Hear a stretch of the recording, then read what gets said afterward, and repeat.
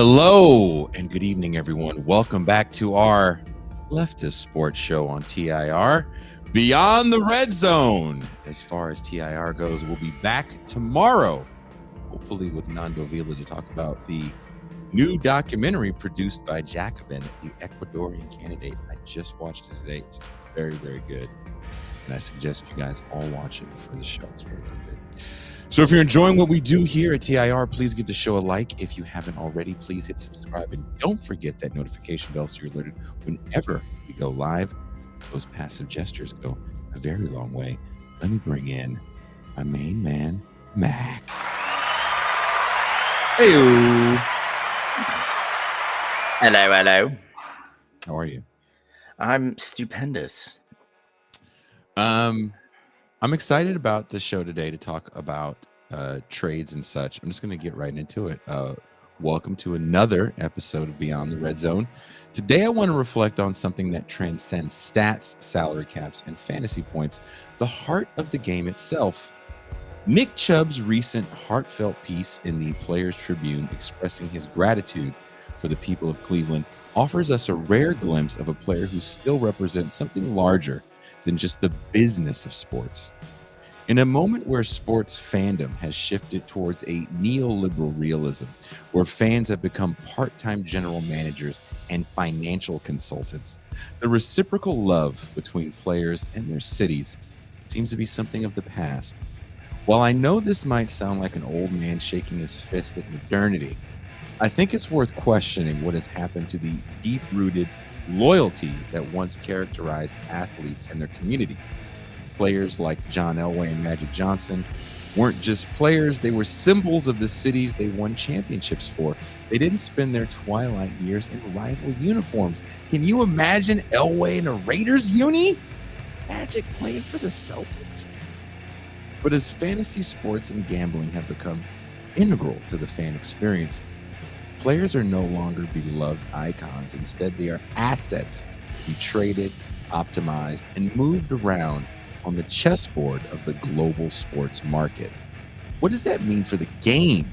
What does that mean for the way we understand the world? We can't think about worker exploitation because we are constantly focused on efficiency and financially sound approaches within a capitalist structure. Are we losing something essential when athletes become little more than assets to move for maximum performance? What happens when cities no longer have players who truly represent them? The Raiders have been marketing the image of the rogues gallery of players, but that hasn't been the case for decades. We'll also discuss the implications of super seniors in college athletics. Sure, these 5th or even 7th year athletes help their teams win, but at what cost to the program's long-term development? Now that we got that out of the way, Mac, I'm sure you have a lot to say about the trade. And I'm not against trades, by the way. Yeah. I'm definitely not against trades. Here's the thing. We have to realize that until the 70s, every professional sports league had what they called the reserve clause, which meant that a player can sign a 4-year contract, but they were obligated to re-sign with that team that drafted them, right? In 68, the reserve clause was challenged by our main man, Curtis Flood. Yes. Okay. And he won his court, he won his court case, which ushered in free agency into Major League Baseball. Now, it would hit the NHL and the NBA in the 80s, but you got to think unrestricted free agency wasn't a thing in the NFL until 1993. I remember because I remember I'm old enough to remember free agency and salary caps for the NFL. Definitely not baseball, of course, but for the NFL, yes. Yeah, I mean, you got to think Reggie White was the first big name to sign a free agent deal when he left Philly to go to Green Bay. So while I think it's been good for players, and and honestly, whether we want to admit it or not, while they are exorbitantly paid, way more than us. Mhm. The players are still laborers.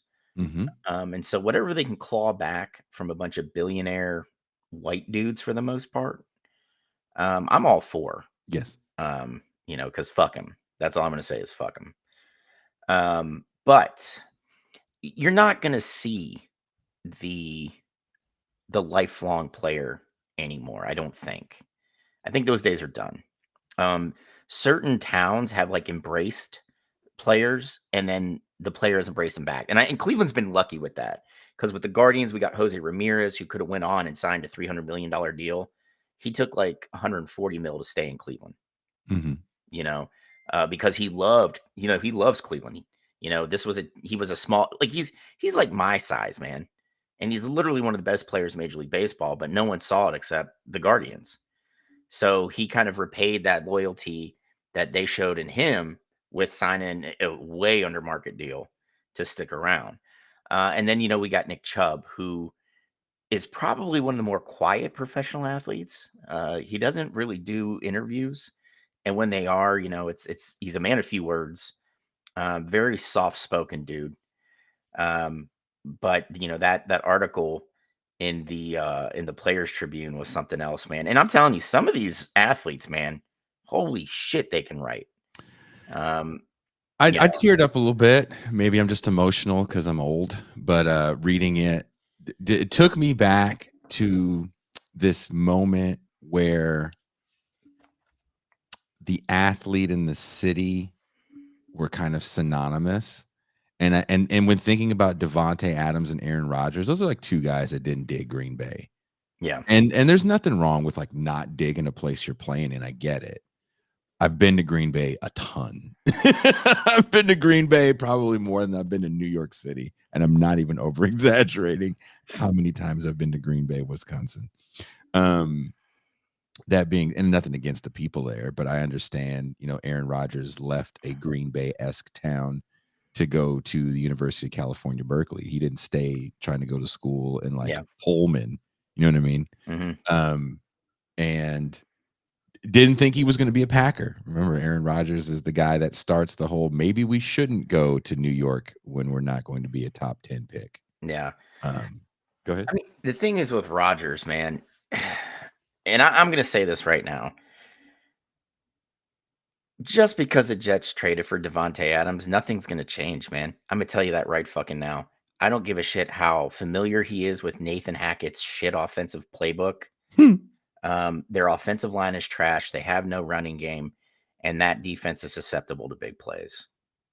You know, um, the fact of the matter is Aaron Rodgers has become the old crotchety guy sitting on his deck with a cooler full of beer saying, "Get off my lawn," He really has. He right? really has He been. doesn't like motion. He doesn't like shifting players at the line. And those are all huge facets of the game now, and he's like, we don't know, we don't have to do that. We don't have to do that at all. We can just I just need people to throw to. Oh, okay. I hate to, like if Jets fans were like, oh, dude, we're Super Bowl, baby. It's like, bro, no, it's not gonna fucking happen. Um, I'm just so tired of fucking Aaron Rodgers. But I mean, the thing is, like with a guy like Devontae Adams, you know, we all knew his days in Vegas were done when Derek Carr got released, right? Like we all knew that. Yeah. You know, he saw the quarterback depth behind Carr when Carr was released. And I would have been like, get me the fuck out of here now. Aiden O'Connell from the QB hotbed of Purdue. No. It's where Drew Brees went. I And Jim Everett. cool. That's two quarterbacks in 50 years, but yeah. Yeah, pretty Yeah. much. And they were what, 25 years apart? About at least 15. Yeah, And it's just like I don't understand why the Raiders held on so long. You know? I don't It, understand why they didn't get a quarterback in the draft. we don't need to talk about that. I mean, this just goes back to the Raiders being the fucking Raiders, right? But Al Davis is gone. His son is a whole different fucked up thing. A lot of those guys, like Mayock, is gone. bro, Gruden is gone. bro.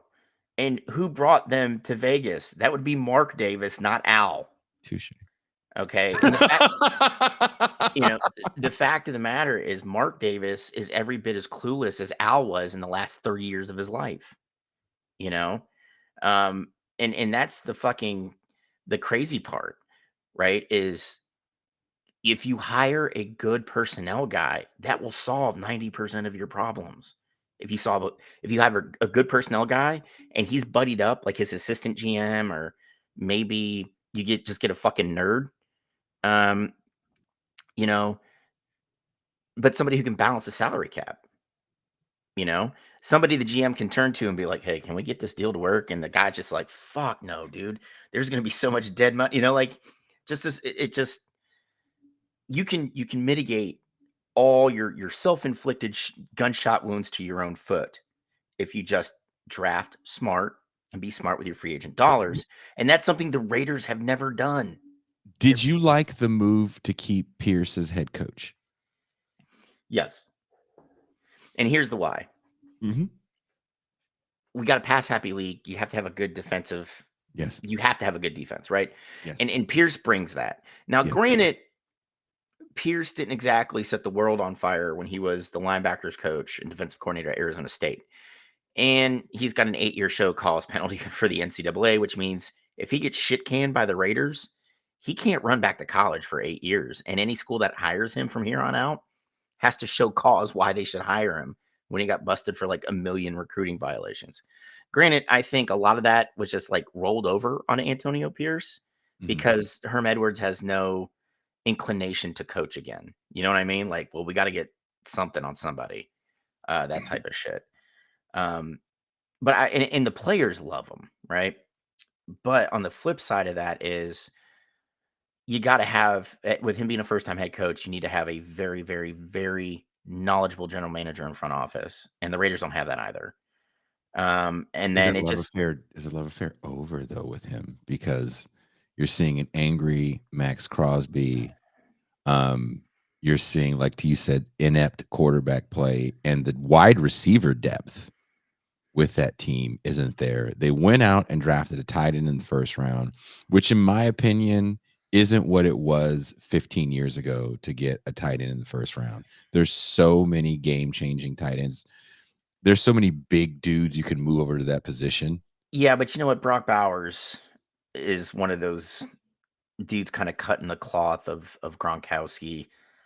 But is Um, that really what you needed in the first round? dude, I would have went QB. I'm with you. I would have packaged picks together, moved up in the top 5, and picked my signal caller of the future. Actually, I was hoping the Patriots would have, traded down with the Raiders, picked up some more picks, and then the Raiders could have dealt with Drake May. But now I'm stuck with him. But there's also all these guys that we're seeing before Carr got hurt. Even he was kind of one of these guys in this list of, I don't want to say reclamation projects, because again, we've talked about this numerous times on this show that a lot of these guys just got thrown away so quickly. Yeah. But there's so many guys that are actually playing well. Daniel Jones for playing better. For one game, he played better. You said something nice about him last week, and then look at the egg he laid on Sunday. That's what I get for trying to be nice. Yeah, you said you went to bat for Daniel Jones. Yeah. Darnold, okay, I get it. I get it. You and him are attached at the fucking penis tip. That's fine.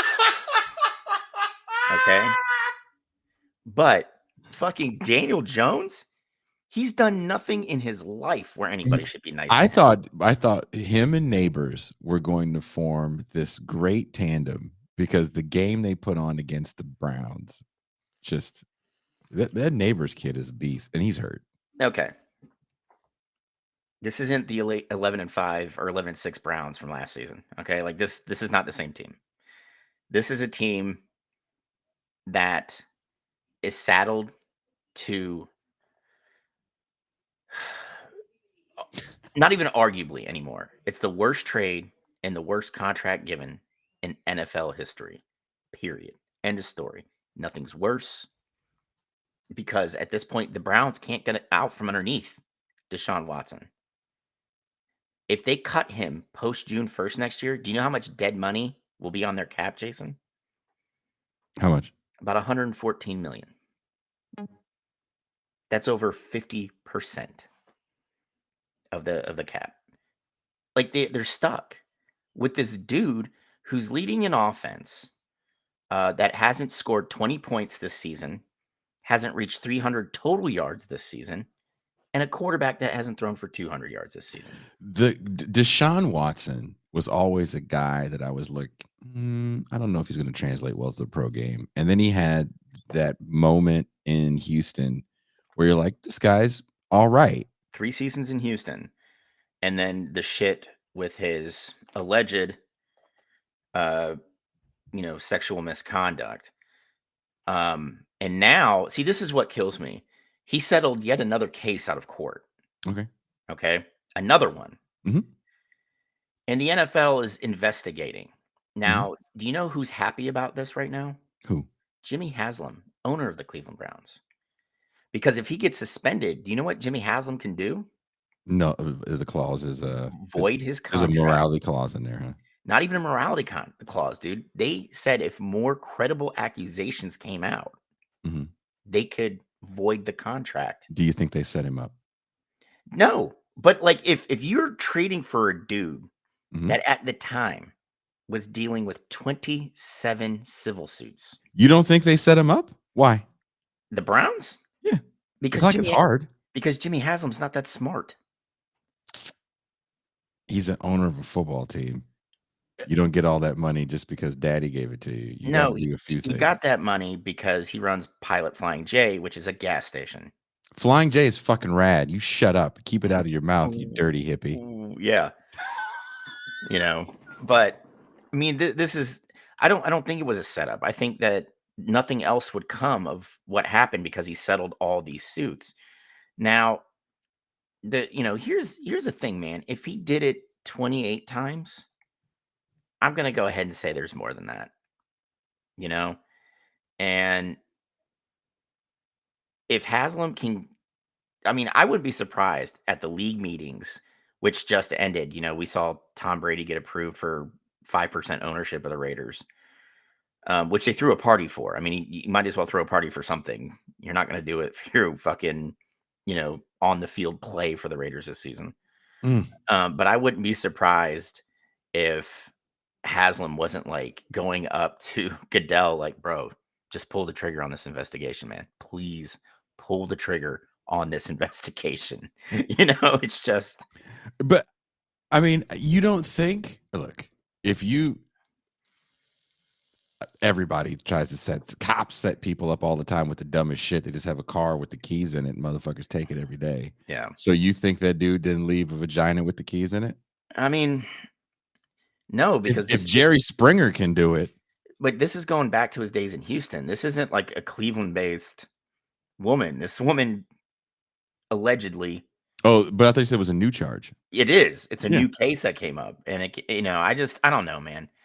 I mean, maybe, but if you want to get around something like that, look, this is me putting on my tinfoil hat. If you want to get around paying somebody with a morality clause, I watched this movie with Bill Burr that is the most I hate wokeness movie ever, but it was kind of funny. And it's him and a bunch of other people in it. It's actually kind of a funny movie.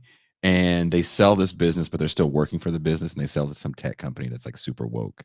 And they end up getting let go and not having to get paid out because they broke their morality clause, because in their rental car was a recording device. And they were just having a private conversation within their rental car that was just, a private conversation amongst older men. And the joke is that they violated a morality clause. A lot of people, unbeknownst to them, sign morality clauses in their jobs. So you can get fired for social media posts and things like that. So it doesn't surprise me if they were to go, oh, we got a new accusation, even though this is an older case. Digging these people up ain't hard. Bringing somebody in to accuse them of something isn't hard, because the word credible accusation is so vague. Yeah. He'll spend more money in lawyers. Here's what I don't people should never talk about why people settle in settling so many cases. First and foremost, you're never going to get sued civilly if you don't have any money. Yeah. Just think about that for a second. I'm not saying the guy is innocent. I'm just saying when you don't have any fucking money, no one's trying to sue you. Go punch someone in the bar. You're going to go to jail. You sure as fucking going to get a civil suit. You're a football player. You might not go to jail, but you're definitely going to get a ton of civil suits. Mhm. The Eddie Murphy joke about that is hilarious, where he said he got beat up in a fight and he like 25 people sued him. That's the same thing for stuff like this. Everybody's going to try to sue you. So the fact that he's settling all these cases, when you have a couple bucks, as someone that's been sued before, when you have a couple bucks, everyone's going to tell you just pay the people because you don't have the money to fight it. It's going to cost you so much more money to Yeah. fight it. And anyone that says, I'd fight it, well, you're an idiot. And you're going to spend a ton of money for what? Yeah, I mean, he is a fucking creep, man. Sure. And how flippant he is about it, I think is what bothers me most. Um, I mean, I'm the type of dude that where there's smoke, there's fire, right? So even if 50% of the accusations are true, that's still 50% too much. Um, and the fact of the matter is this guy has kind of gotten away with alleged multiple acts of sexual assault um scot free. So he's got to pay some money. Part of the settlements are NDAs, so the victims can't talk about the settlement or the amount. And he gets to continue drawing an NFL paycheck, uh, playing so poorly. Where how many other dudes have you seen play this bad and keep their job week to week? You know, like at this point, if I'm Kevin Stefanski, um, I'm sitting Watson. I don't give a fuck what Jimmy Haslam says. Job be damned. Because you got to think Stefanski's probably getting fired at the end of this year. Two-time coach of the year, and he's going to be looking for a job. When Alex Van Pelt left, bringing in Ken Dorsey, Mhm. a guy who held back, I would say, Josh Allen the last few years in Buffalo. Um, and Did and he? don't, Because Josh Allen was throwing um, interceptions last year like it was a how kid many would. interceptions does he have this year, Jason? Let the year play out. How many interceptions does he have this I don't know. season thus far? 0. He hasn't thrown one yet. Oh, you're sure a Josh Allen fan. I didn't know you were on the bandwagon. I'm the same guy that said he should have swapped, like, moved positions to tight end, and then he after his first Then he years, shuts you the fuck up. and then he was like, "Nah, bitch." Um, but, like, I would put in Jameis Winston, see what I got with some of these young guys, and tell Haslam to fuck himself. I just it's just shocking, the drop off from last season to this season with Cleveland. I don't think I've really seen, you know, the drop off from year to year quite this bad in my almost 43 years. I'm just shocked. Um, because like their offensive line went from a strength to a weakness. I mean, honestly, the only offensive weapon they have at this point is Chubb. And we don't know exactly what we're going to get out of him going into Sunday against the Bengals. Now, if I'm Nick Chubb coming back, I'm glad to see the Bengals because even behind a bad offensive line, he can still have a great game because the Bengals defense is the one thing that is fucking that entire franchise. Because Joe Burrow is being like LSU Joe Burrow right now, just huck it, chuck it football, hitting, like just doing the things that you'd expect like a top 5 QB to do. And they're still losing because that defense is god awful. Like it's so fucking bad. And, the Bengals, it just seems like they're backsliding into the old Mike Brown Bengals, Oof. with some of their questionable like roster decisions. Like, why would you make why drag the situation out with Jamar Chase and T. Higgins? I don't understand that.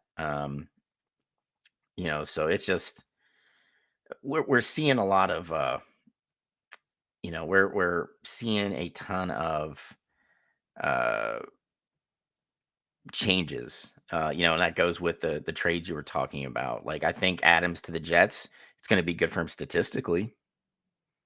But if those two wanted to continue to win, they would have just stayed in Green Bay. That's all I'm saying. I don't think they like Green Bay.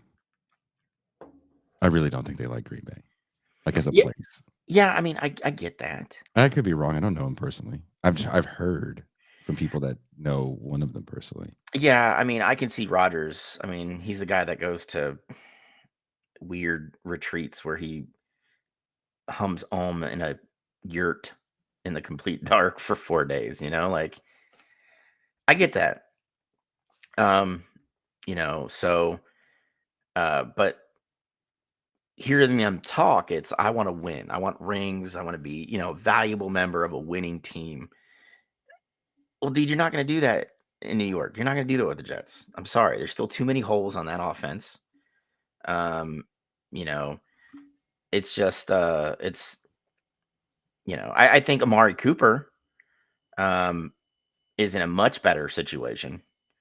You know, Amari Cooper got the best deal. fuck yes, he did. And you know Can we how talk a much. little bit about the Amari Cooper deal? Oh, dude, yeah, absolutely. This is what I love most about it for Amari Cooper. His contract is for 26 million, give or take a few bucks, right? Do you know how much Buffalo's on the hook for? Hmm. 850K, Oh wow. because the Browns restructured his salary for the year and did like 24 million in a signing bonus. So they're still on the hook for that. So Buffalo gets, we're going to what, week 6? They get 11 games of Amari Cooper for 850K. Fucking phenomenal, man. Highway robbery, if you will. You know, they get Amari Cooper and like a 7th round pick. The Browns got a 3rd and a 6th. Like, come on, man. Cooper has just done nothing but put up numbers, you know. And after he got to Cleveland, With you some know, atrocious quarterback yeah, play for the majority of his career, sadly. yeah, and it's like, can you imagine give Amari a week, to kind of get acclimated, get get used to that playbook. But dude, the second or third week in Buffalo, man, Josh Allen is just going to be out there with a shit-eating grin on his face, throwing the ball to Amari Cooper. I think this will help Keon Coleman develop a lot too, because it'll take a lot of the heat off him. And then you Mhm. still have Dalton Knox at tight end. Like, come on, bro. Come the fuck on. Do you think this is the moment where Buffalo can make a legitimate run for the Super Bowl, in the sense of they have been running up against, I don't want to say a buzzsaw, because those have been some of the best games I've ever seen them and the Chiefs, regular season and the postseason. But is this the thing that finally gets them over the hump against the Chiefs? Can you keep Von Miller healthy? Because there's something to be said about Von Miller, a healthy Yeah. Von Miller, and against what's that dude with the shitty haircut? Patrick Mahomes. Well, I Um, mean, the thing is the Kansas City Chiefs have shown that they can win by hook or by crook. They can win big or they can win close games. Like, that's a sign of a great team, right? Buffalo's always like kind of come up short against the Chiefs, but I mean, this could be big for them. Like, having a guy that could stretch the field, uh, that is, arguably a top 10, top 15 wide receiver in the NFL. Like, that's perfect. Buffalo hasn't had that with Josh Allen, except for those few years with Stephon Diggs when he was happy. Um, but I mean, I think the AFC is 3 teams right now, and that's Kansas City, Buffalo, and Baltimore. Baltimore kind of seems rejuvenated with Derrick Henry there. And he's only leading the league in every rushing category right now. Like, I think it's bullshit that a guy who looks like a comic book character is as fast as he is. And just like, it's like he found the fountain of youth, because he was overused in Tennessee. He really was. He was the whole offense. But now, um, you know, he's not the focus of the offense. Lamar is. and it's opened up a lot of stuff. And Claw, I see all the you're absolutely right. The revisionist shit about Baker is ridiculous. But I'm gonna tell you right now, Andrew Berry is probably crying into like a scotch right now, crying to his wife that he'd gladly have Baker back than fucking Deshaun Watson. So, um, and I mean, honestly, a lot of Baker's success is the fact that he's throwing to Mike Evans and Chris Godwin, and they got some good wideouts in Tampa. So, um, but I mean, Buffalo could make a run, man. I wouldn't be surprised. Uh, Allen is playing very, very well. Like a lot of those kind of like shot, you know, Brett Favre-esque mistakes from the last few years. He's not making them as often. He's still a danger on his, his They came run. very close to losing that game, or at least having it go into overtime against the Jets. Yeah.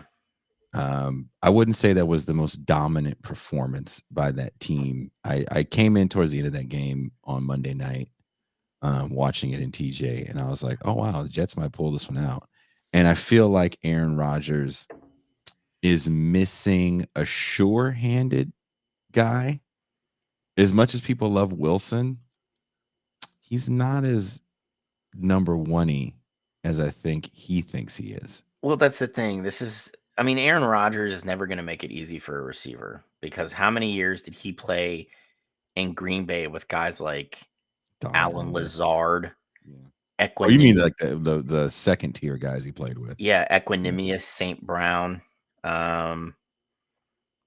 What were some of the other stiffs that they had at wideout that he, dude, he got Lazard paid, like Mhm. but like the fact of the matter is it's just like, you know, to be successful, you need guys like dominant players on the Mhm. outside, on the edges. And the Jets don't have that. Like if Wilson, I don't know, man. Can you I think Garrett Wilson would have been better off with another franchise, because you got to think his first few years he was catching passes from like uh, uh, the Storm and Mormon and He never had Sam Darnold, right? Because he got there when Zach Wilson got there, right? yeah, yeah, he was catching passes from Wilson and all the people that replaced Wilson, and you Wilson know, couldn't stay healthy. no, no, and honestly, he's not a pro quarterback, and that's okay, you know, um, but like the thing is, it's playing with Aaron Rodgers has got to be like biting on fucking tinfoil, man. You know, like Aaron Rodgers is going to be he's going to go into the Hall of Fame as one of the greatest ever play quarterback. The guy is a colossal twat waffle. Like he seems like the biggest asshole. A guy who like buys his own hype. He's Um, also a stat machine. Like in the era of stats, and we have to kind of think about uh this idea, like who deserves to be in the Hall of Fame. Like these conversations, I don't know why they get so much play in the sports media online world. Like who's the GOAT, who should go in the Hall of Fame, who shouldn't. And the first thing someone says is, look at my numbers. yeah, Look at so-and-so's numbers. They're better than this guy's numbers. And I don't care about eras and yada, yada, yada. And it's like, well, let's talk about dominance of play. Because that's kind of what we're talking about here. Like a guy like, for me, Chad Johnson was a dominant wide receiver when he played. And he played for a Bengals franchise that was kind of up and down. hmm But they kind of stayed in the middle. perfectly mediocre. Yeah. Perfectly mediocre. And while he put up really good numbers, and while he was a very good receiver, while he was a lot of fun to watch, I think for a lot of people, he's also very forgettable. Yeah, and I think a lot of that had to do with the like end of career, post career antics. You Yeah. know, um, people could do without all that shit. Like what pisses me off is when he bought the IFL club, the Indoor Football League club in New York, and he essentially bankrupted it and didn't let us wasn't paying his coaches, wasn't paying the players. Um, like he was on Shannon Sharp's podcast, his show, and they were talking about Deshaun Watson this week, and I'm just like the last person I want to hear talk about mental illness It's Chad Ochocinco. Okay, that's all I'm saying. We didn't say ochenta y cinco. It was Mm, 8-5, yeah, well, right? Because he those are the numbers he knew. yeah, but like it's just it that's the thing. We get into these big, deep conversations, and everybody that's a sports fan has been guilty of it. Mhm. About who's Hall of Fame worthy. And I think you're right. Like who was dominant? Like maybe they didn't win every Super Bowl, but when they were out on the field, you know, these were the guys that owned it. Like when they walked into a room, their team shut up and listened, that type of shit. And I don't know if we have a lot of those guys anymore. So that's why you've seen this shift into, well, let's look at it statistically, right? Now, you know, you get into this talk about eras, which I think it's important because every era, had their own dominant personalities and players. But like when you look at a guy like Aaron Rodgers, right? Like he was getting into the league when we are starting to just open up everything. This is going to be a pass happy league. The days of the you know bell cow running back are done. Um, you know, it really favored his style of play, right? Can you imagine Bledsoe in this style? Dude, fuck, man. You wouldn't be able to stop That's Bledsoe. kinda my question, though. Like, you look at a guy like Drew Bledsoe and the numbers that he put up when he was playing for the Patriots, and then when he was playing for Buffalo Yeah. and And Dallas. he finished up in Dallas. He put up really good numbers everywhere he went, and his teams were competitive Yeah. everywhere he went. Um, but I don't think he's gonna get a Hall nod. No, and I think that's what I appreciate most about Drew Bledsoe, Jason, is that somebody asked him that. And keep in mind his post-career uh, travels he owns vineyards. He makes wine. Interesting. Yeah, he got really into it as a player, and he's just like, "Fuck it, I'm gonna do this." So he went back home to Washington, opened up vineyards, and Mhm. like so he's doing this. Like he opened up a new one, and all these sports press, because he's a Husky, he fucking He's a is Cougar, actually, went to Washington State. oh that's right, He Washington told me. State. Thank you. Um, and he was asked, "Well, are you gonna be upset if you don't get a Hall of Fame call?" And he was like, "No, dude." He's like, "Look at me." He's like, "My wife is hot.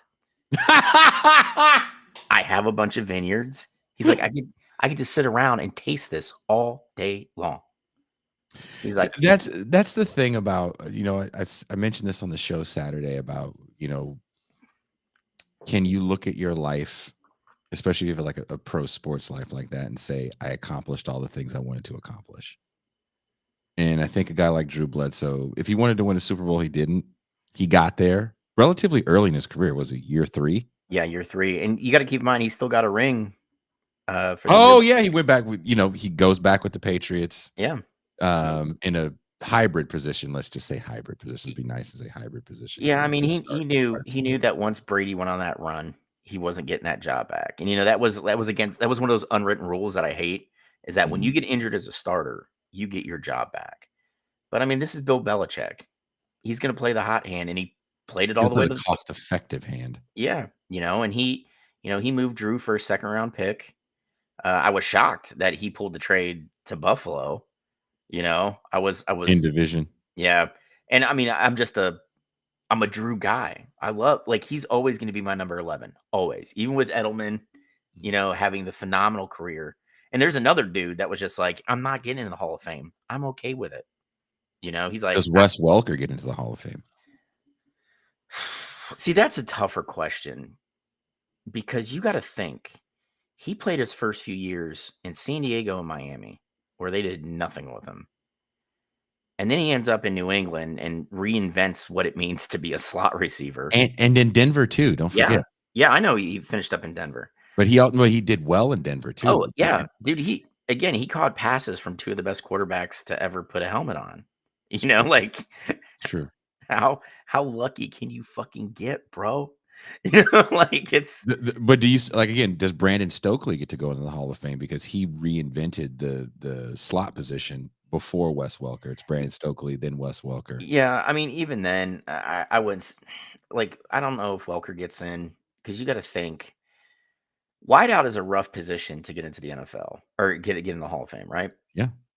And when you look at the guys who have been like gotten in the last few years that are wide receivers, like they reinvented it. Like Calvin Johnson, definitely, man. Um, I mean, One of the most dominant players in any sport I've ever seen in my yeah, life. and people forget he played in an option offense in Georgia Tech. He didn't run the whole route tree. No, Him and Demaryius Thomas didn't even know the route tree, and both of those guys got in the league. Demaryius not as dominant as Megatron, but had some massive years yeah, with absolutely. And Peyton Manning and the honestly, I think Broncos. if Demarius Thomas could have gotten a hold of his mental health issues earlier, he probably would have had a better career. Like this is a guy that, found out he was struggling with like bipolar disorder and a couple other things that really affected his ability to like get up and get ready on Sundays. So I mean, I appreciate a guy like that for like shining a light on stuff like that. Because how many NFL players are just like, no, I'm gonna suck it up and rah, rah, rah, rah, rah, rah, rah," Yeah, you know. Um, but yeah, I mean, I just unless like for me, that's the measuring stick of the modern wide receiver, right? Is Calvin Johnson. If you didn't do what he did on the field, which but was he's a physical freak, and you can't. That's why I can't compare him. That's a dude, physical yes, freak. yes, I understand that. But let's talk about, like he drew a double team almost every time, he took us like he was on the field, right? Sometimes triple. Yeah. What wide receivers can do that now? Justin Jefferson is one, right? Can he beat the double every time like that? Is he that strong? He's that fast. That Like speed ain't for strength. You can have for a long time. Speed fades. you're right. But here's the thing, like Mhm. eh, the last 2 years with Derrick Henry, they're like he's gotten slower, he's taken too big of a beating. And then look what he's done in Baltimore. It's like he flipped a switch, man. Even that either that or he's got like a rocket booster shoved up his asshole. And something tells me that that's not the case. I think it's just a matter of being in a good system that honestly protects you, um, and gives you the ability. And you're absolutely right. Look at a guy like Jerry Rice. He was never the fastest, but he was quick. And as that quickness faded, he was just like, "Hey, man, I'll play the slot. I don't give a fuck." And he played what 70, 80 years, like I mean, and like guys, Charlie Joyner is another guy yeah, that Jerry Rice, Charlie Joyner, Steve Largent. I'd be surprised if any of these guys really topped out at 6 feet. And these are the guys that have the yards leaders, right? Then you get like Chris Carter, also a guy that barely is going to top out at 6 feet. Randy Moss is the giant at like 6'4", yeah, that had those ridiculous years in New England towards the end of his career. My thing with wide receivers, and someone mentioned this in the chat, that their career kind of tops out. They have like a 4-year peak. I think you can have a longer period as wide receiver, but players move so much because again, this is a game built around at this point the value of a person. And once you find this position doesn't have first round value like you thought it did a few years ago, then it's like, well, we can get this guy later on. yeah, Once he plays a certain point to his contract where he has to get the real money, we can phase him out and bring someone new in. Um, there does seem to be coaches that do like receivers that know their quote unquote system well, and they're system guys. hmm They can move around as a coach moves around if need be. But when it comes to, again, kind of back to the original theme of the show, players that stay a long time with teams, like seeing Jerry Rice in a Seahawks jersey, for a lot of people, they don't remember that. yeah, dude. I was shocked to see him in a Raiders jersey. I was like, "What in the Seeing hell?" Roger Craig and Ronnie Lott in different Ronnie Lott ended up with the Jets, I think.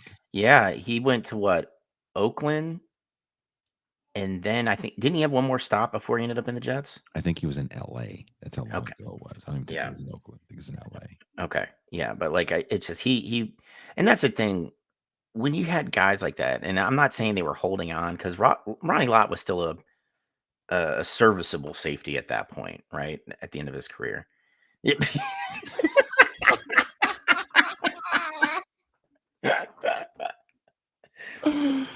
It wasn't just a honey dick there, AC. It's It was sugar dick daddy, Mr. Long. That's right. He whispered in Jason's ears and gave him a little kiss on the back of the neck.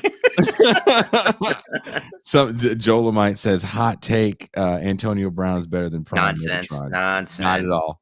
Not at all. Not even close. Yep. I don't think Antonio Brown on his most crack coked out Tuesday would tell you that. Did Tawana tell you that? Warren Sapp with the Raiders. There's a lot of players that when they changed, for me, you know, it really hurt my feelings. Will Clark in a Cardinals jersey. Yeah. Yeah. And that was one of those things. And I think you see it a lot more in Major League Baseball in the NHL because the seasons are long. Yeah. When you see like the hometown guy that you know he's not going to win one here, let's get him to a place where like it's kind of like Ray Bork when the Bruins shipped him to Colorado and they won the cup. And that was the first and only one he won in 22 years in the NHL. Like, or remember when the Lakers had that kind of that team full of guys that never won a championship, but they were all really good, but it was the end of their careers. So it's like Gary Payton, Karl Malone. Like watching that for me is like, yeah. This Yeah. don't look right. This don't feel right. No, it felt dirty seeing Gary Payton outside of Seattle. You know, like he and Sean Kemp, I don't give a shit if they reinvent the Sonics, which is most likely going to be the next target for NBA expansion.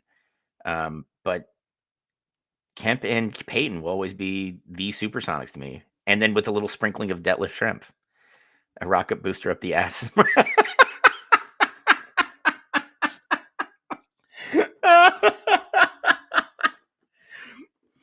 Listen, like, no, we're not knocking Antonio Brown here, right? I'm not saying Great receiver, phenomenal receiver.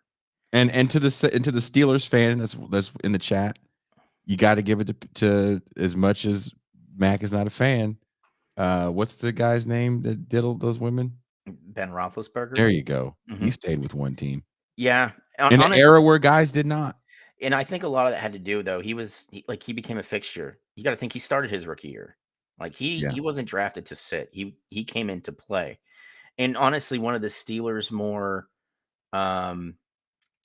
successful runs, you know, maybe not as successful as that run in the 70s, but you know, they had a phenomenal run, like Roethlisberger's first 10 years, you know.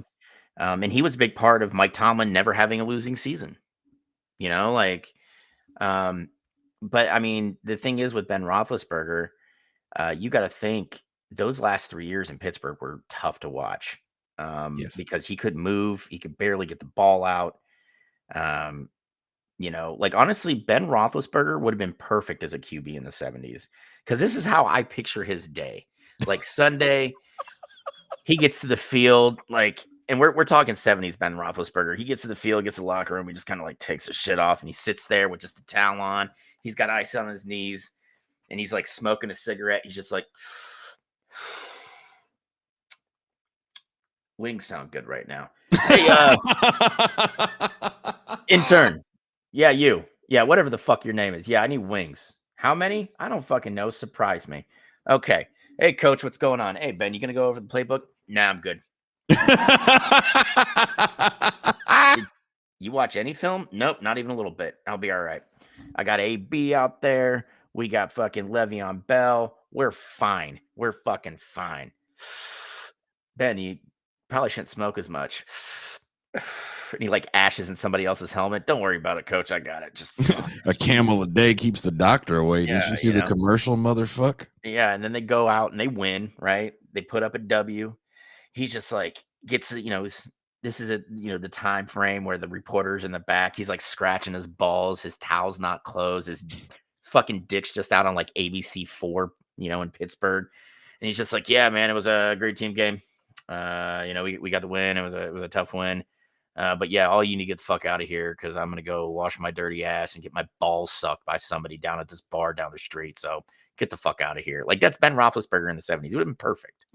Like, I just looked him up. Who was the quarterback for the Raiders? Can't think of his name right now. That got to the Hall of Fame posthumously.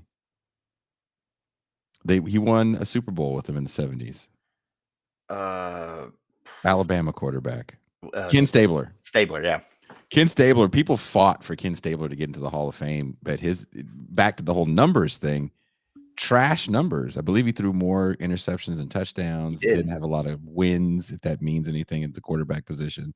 But if you remember those Raiders teams of the 70s, he was the man that was slinging it all over the place with a very good Raiders team. He was their leader. The man you're describing is the way they talked about. I just said his name, Ken Stabler. Ken Stabler. And Jim Plunkett, the guy that leads the Raiders to 2 Super Bowls, is not in the NFL Hall of Fame because he didn't have that good of a career. Yeah, I mean, and let's face it, Plunkett was kind of on a yo-yo, man. Like Yeah, he'd have he never was a full-time starter. Yeah, he'd have 2 phenomenal years, then he'd shit the bed, lose a starting job, he'd move, you know what I mean? Like he got passed around like a blunt there for a little bit. He was really old. Like people forget he's drafted in what, 70? I think so, yeah. Let's look that up. When the fuck was Jim Plunkett drafted? Jim Plunkett Wikipedia. Let's have fun here, guys. Let's look this up. You guys are going to join me on this Jim Plunkett journey. Let's go. Hall of Fame debate. Plunkett is the subject of annual debate whether he belongs in the Pro Football Hall of Fame. Arguments for induction focus on his 2 Super Bowl victories and the Super Bowl MVP award, along with the personal challenges he overcame in the NFL. Is it because he was the first Native American? I mean, I wouldn't be surprised. I mean, okay, let's look at his career. Here's his career stats. Okay. 72 and 72 as a starter. His Super Bowl winning seasons in Oakland, he started 11 of 13 games in 1980. I believe it was strike shortened that year. And most of those games are playoff games because they only played like 7 or 8. He threw for 2,200 yards, 18 TDs, 16 picks. They win the Super Bowl in 82 in Los Angeles. He started 9 of the 9 games that he played. He went 8-1. He threw for 2,000 yards, 14 touchdowns to 15 picks. Yeah, I mean, he threw 34 more interceptions than touchdowns in his career. He's a 52% completion percentage guy. He never threw for 3,000 yards in his career. The second year he was in the league, he threw 25 interceptions to 8 touchdowns. I was on another shit Pats team. He was on some horrible Pats teams. He went to the Niners, where he was 11 and 15 and threw 22 touchdowns to 30 interceptions. So there's that. I don't know what if we're looking off straight numbers, God no. Yeah. God no. He might be one of the worst number 1 draft picks if you're just looking at numbers. Yeah. But to your point, he went to some really bad New England teams. So let's look at the year. What year did he come out? He came 71. Out in 1971, 11 years into his career. He wins a Super Bowl for the Raiders. Oh my goodness. If you put him in the Hall of Fame, do you put Trent Dilfer in the Hall of Fame then? I mean, I feel like you'd have to. And let's face it, at this point, Trent Dilfer needs that pick-me-up because his ass is about to get fired at UAB. So Jim Plunkett, someone said they thought he was Mexican. I thought he was native, part native. What is Jim Plunkett? Mexican-American. You win. You know who's native? Mark Rippon. Mark Rippon is the first native to win a Super Bowl. Mark Rippon? Really? Jim Plunkett's the first Mexican-American to win a Super Bowl. What nation is Mark Rippon a member He's from Canada. He's First Nations. Oh, okay. Yeah. You thought his name was supposed to be Running Bear? No. Like, the thing is, it's like... You forgot what Mark Rippon looks like? He's white as me. No, he's not. Bro, come Mark Rippon? Oh, you're about to get Mark Ripponed right now. Mark Rypien. There we go. Okay, Canadian American football player. that's Can you fair. see it? You see it on Yeah, the I can screen? see it now. I Look can at this see it. motherfucker. I got it open on mine too. Look at this guy. He looks like he's Yeah. gonna be crying when you throw litter on the ground. Look at him. Jesus Christ. Fuck. You can see his drinking problem from here. What are you talking about? Wow. Wow. Oh man. These are jokes, folks. I might tell a few of them. They may be racially charged, and just remember that. I mean, we knew that was going to come considering all the hate for that one person that shall remain. I don't need you turning into Uncle Ruckus on me today. Mark Rippon. They got it because was going to ship to Washington State. Where's it at? He's the first Canadian-born quarterback to both start in the NFL and be named Super Bowl MVP. We got to find his native stuff. Hold on. I know he's native. Where is it at? Come on, Wikipedia. This is your fucking job to tell us what he is. Whoever edited this entry did a poor job that we don't know what nation Mark Rippon. Oh, this sucks, dude. Hold on. We're going to find out. Is Mark Rippon native? God damn it, my fingers. Is Mark Rippon a native?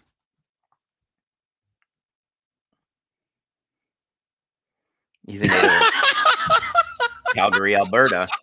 No, he's not a native of the United States.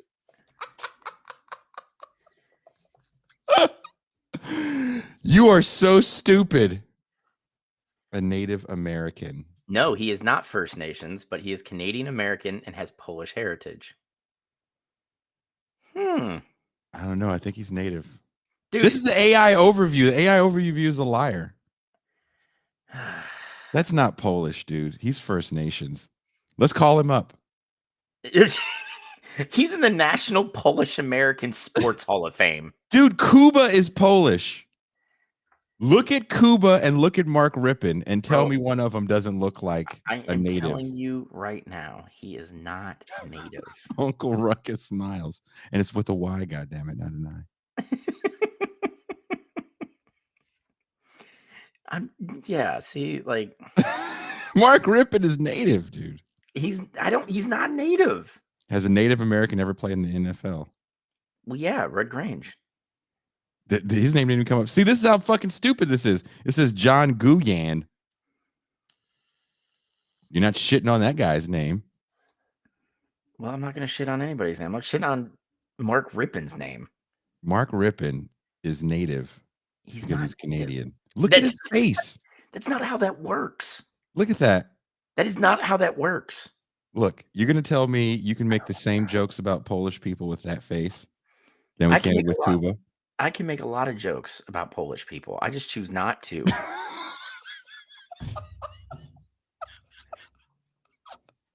Look at that.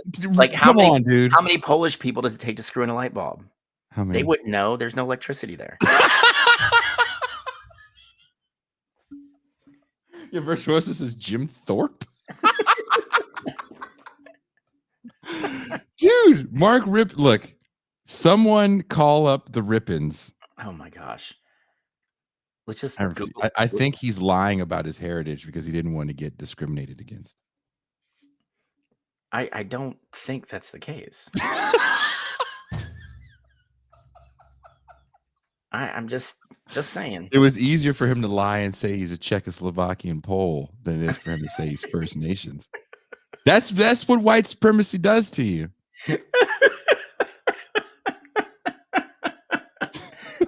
Wow.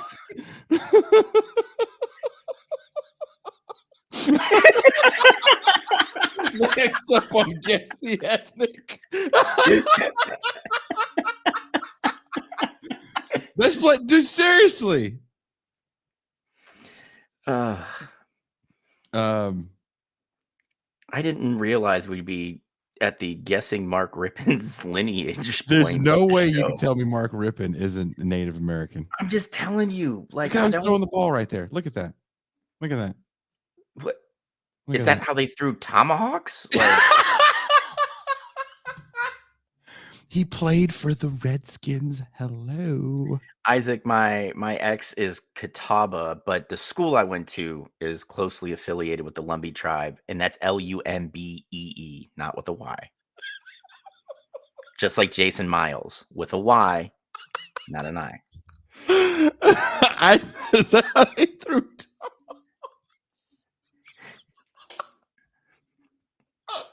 And Poland light bulbs are turnips. Oh no. Dude, Mark Rippon. I don't look, there's a Native American. Take that and put it next to Mark Rippon. I don't think maybe Mark Rippon is from the native tribe of Poland. I mean, that could be a possibility. Wait. Have you seen Mark Rippon's daughter? No. Oh God. Oh God. Maybe she's the native. This is Mark Rippon's daughter. She plays in this league. Oh, she was in the lingerie football league? She's the Is quarterback. that still a thing? I see YouTube shorts for it. Here, let's look up you can look her up in the lingerie football league. Bam. If anybody on this show goes, I never watched that, then I'm gonna never trust you, because you had to watch this. Not on some like, oh, look at what they're wearing. More like, holy shit, what the fuck is I watching? It's like American Gladiators, but not really. Yeah, and like just them getting crushed against the walls and then like reaching over into the stands. Look at this. Look how tan she is. What Polish people tan like this? Come on, man. Look at this. She's not. You gonna Polish? That's Polish to you? Fuck out of here, man. Last I checked, Poles are look different. What? No, they don't. They only have one look for the They only entire have one country. look. Okay, I learned something new every day. Now, if we have any Look at listeners Mac right here or viewers, I mean, I look Polish. Back in Vegas. Wow. See the look on that dude's face? He was like, I've never seen titties before. Yeah. Do not touch that man, because it is going to be a mess. Oh, God, dude. He probably blew his load in his pants. I would have watched this more if they just let them wear regular uniforms, because they were playing ball. I mean, there is a professional women's league in the U.S. now. Oh, is it? There's a team in Charlotte, I believe. Charlotte or Raleigh. Can't say I've been to a game yet, but who knows? Look, dude. Come on, man. Come on, dude. God, will you get off the Mark Rippon is native? Look at him and his native kid. You know what? Okay. He's native. She's native. They're native.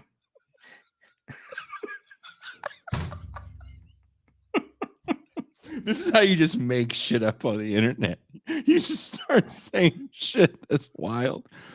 This is what Republicans do all the time. They just start making shit up. Kamala Harris has penis. Trump already covered that. Duh. Did he really say that? I wouldn't be surprised. This dude came up to me and he said, Gavin Newsom is making it legal for every illegal alien to get a house in California. I was like, that's not true. Wow. He goes, look it up, man.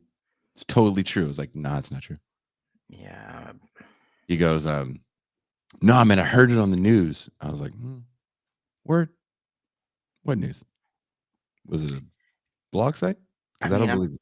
I'm just saying Newsom dislikes, displace people as much as Trump does. He may not say it. I'm native. Everyone is native. Yeah. Okay. And all the eugenicists just chime in. Guys, you got to be careful with these comments, because it will bring Trump voters that just got lost on the internet. All the eugenicists all of a sudden just Just Chuck, man. We start seeing names like Goebbels was right, like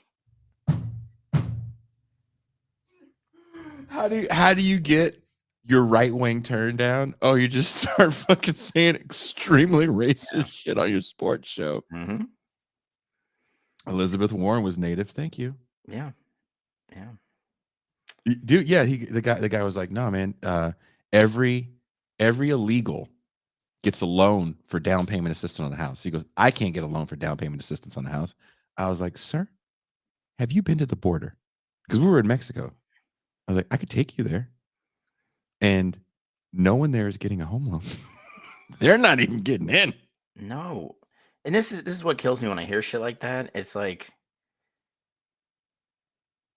we are a country that lives off credit scores, which are something, those are things bell curve enjoyer, Jesus Christ.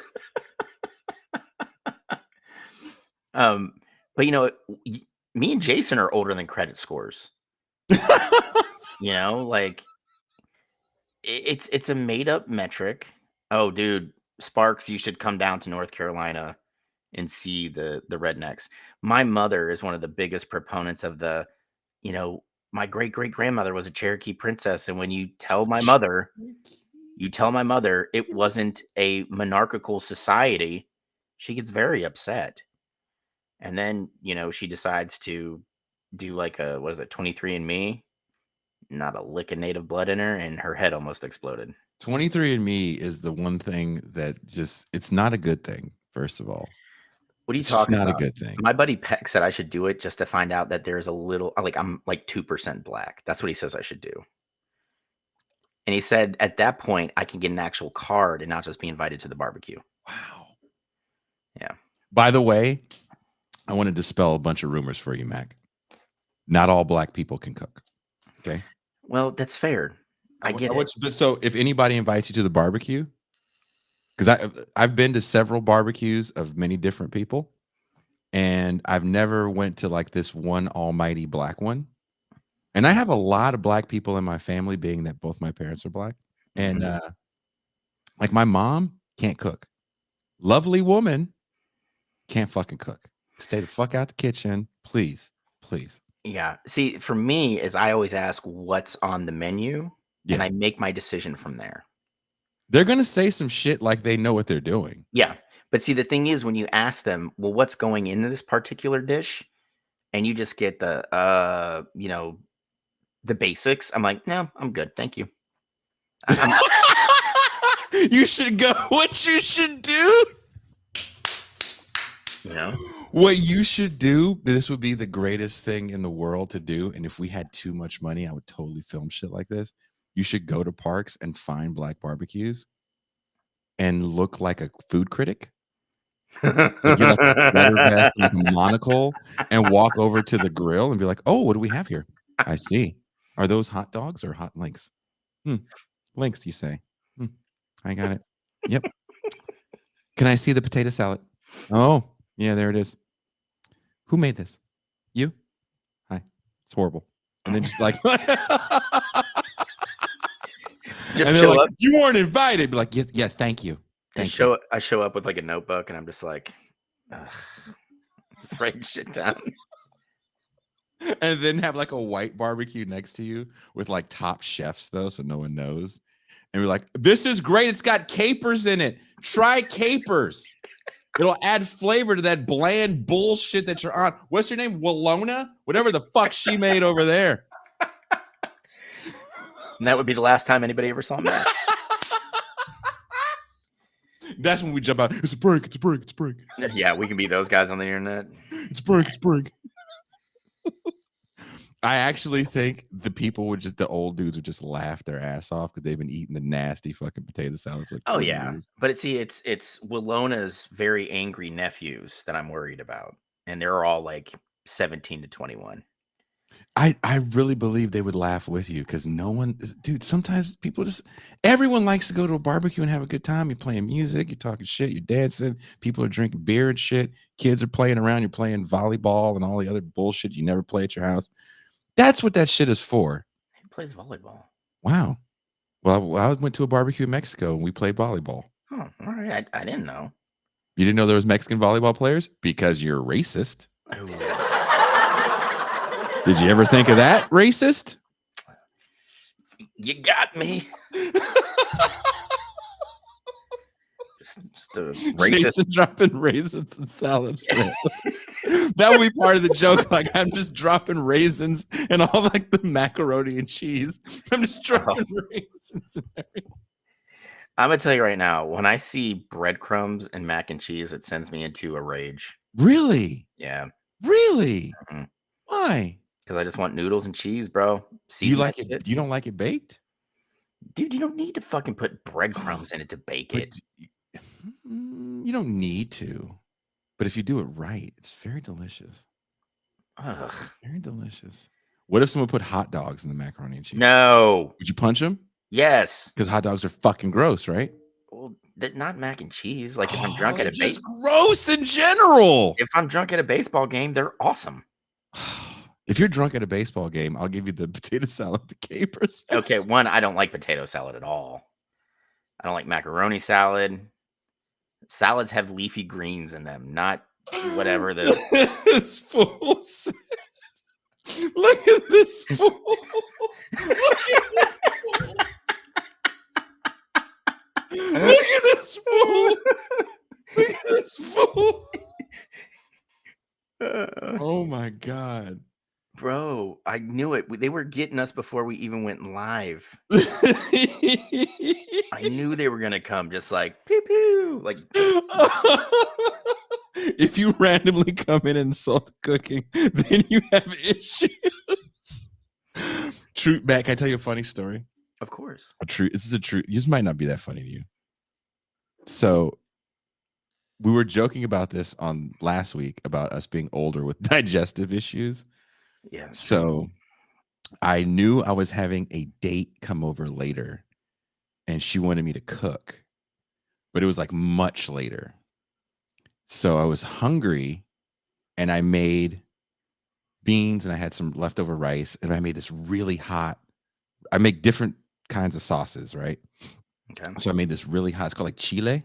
Mhm. So I don't want to say salsa, but let's just say red salsa. Yeah. Super hot. And it was a little hotter than I thought it was going to be. And I ate it. I put a little bit of it on my beans and rice. And I was like, this is really hot. Yeah, you went a little too hard with the chiles, didn't you? I did. Mm-hmm. So you know the arbol chilies? What you use to make it spicy? Yeah. I roasted about 12 of them and put 8 in. No, bro. Yeah. Not before a date. Just listen. You got to hear me out. I'm not that smart, right? I'm not that smart.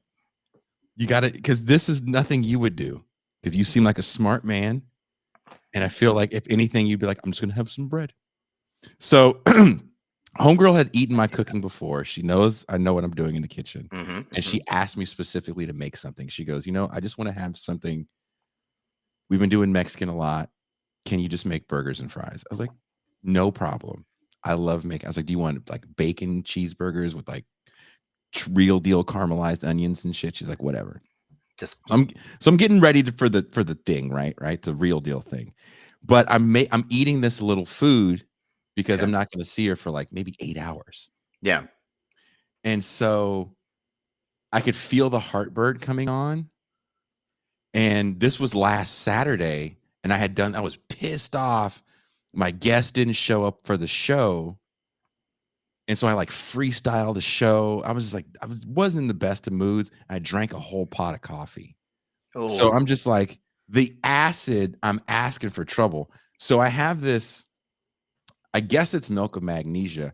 I don't know what it is because I bought it and listened to the pharmacist. And I found this out because homegirl was laughing at me. So I'm going to get to why this is stupid. Okay. When you go to the pharmacy in where I live, and I'm not making this up, if you ever call me on the phone and you hear me walking downtown in Rosarito and you hear music playing, I'm walking by a pharmacy. There's like they're called similares. There's a character and he's dancing like a costume character, and he's dancing outside. Like the pharmacist is dancing, and there's like chicks that work at the pharmacy. Some of them are kind of hot. And I'm like embarrassed to go in and be like, I have some tummy issues. And Shaka Khan, he tells me, just go in, tell them, don't worry about it. Just they're used to it. So I go in, I'm like, I have some tummy issues. And she's like, oh, you have tummy? And they're all like giggling behind the counter. And she goes, here's the antacids, but if you really want to solve your stomach issues, you should get this. And it was like a liquid thing. I was like, okay, Pepto thing, right? Yeah. So, but it's in everything's in Spanish. So I have this stuff in my refrigerator, and I've taken it before and never had a problem. And so I can feel the heartburn as I'm eating because the food is so spicy. I'm like, like that with it, right? It's mixing with the coffee. It's dude, the acid is just like, we are finna fuck your shit up. So I grabbed the bottle, Mac, and I lost the measuring cup that it came with. So I'm just drinking it because I want to feel better. And I'm like, I'll have enough time that if anything bad happens, it'll happen before she gets here. Yep. She even messaged me, I'm running a little late. Perfect. Anything bad that's going to happen, it'll happen before you get here. Nothing bad's happening. I'm feeling great. I got everything out. She's like, are you ready to do the cook? Do you need any help? I'm like, no, just sit right there. She goes, I want to help. I'm like, no. Anyway, so I make the food and it's made and it's done. And I made a special jalapeno aioli for the fries. Just killing it on the meal. And she's like, this is good. This is good. She's eating it. And all of a sudden I look over at this young lady and I'm like, I think I have to use a bathroom. Oh no. Oh she no. goes, why? And I was like, and I show her the bottle. And she looks at it and she just starts laughing. Because I was the fucked up part about this, Mac. We were having a conversation eating, and I was like, you always leave and you run to your car because I'm sure it sounds like Mexican Independence Day when you walk in your car. You are farting up a storm in that fucking car. I'm just fucking with her about farting in her car, right? Like it was just like bow, bow, bow, bow, bow, bow. Sure, it sounds like a fucking cartel shootout in that motherfucker. And so we're laughing like ha ha ha ha. And all of a sudden, when I make that joke, my stomach goes, it's not so funny, is it? Oh, dude, you got the yes. You know how you can feel it and it tightens up on you, and my ass is like the mightiest fist. My ass was your Kwame Ture shirt yelling at a white man. That's right. I want black power. What do we want? When do we want it? And I'm trying so hard. I was like, now.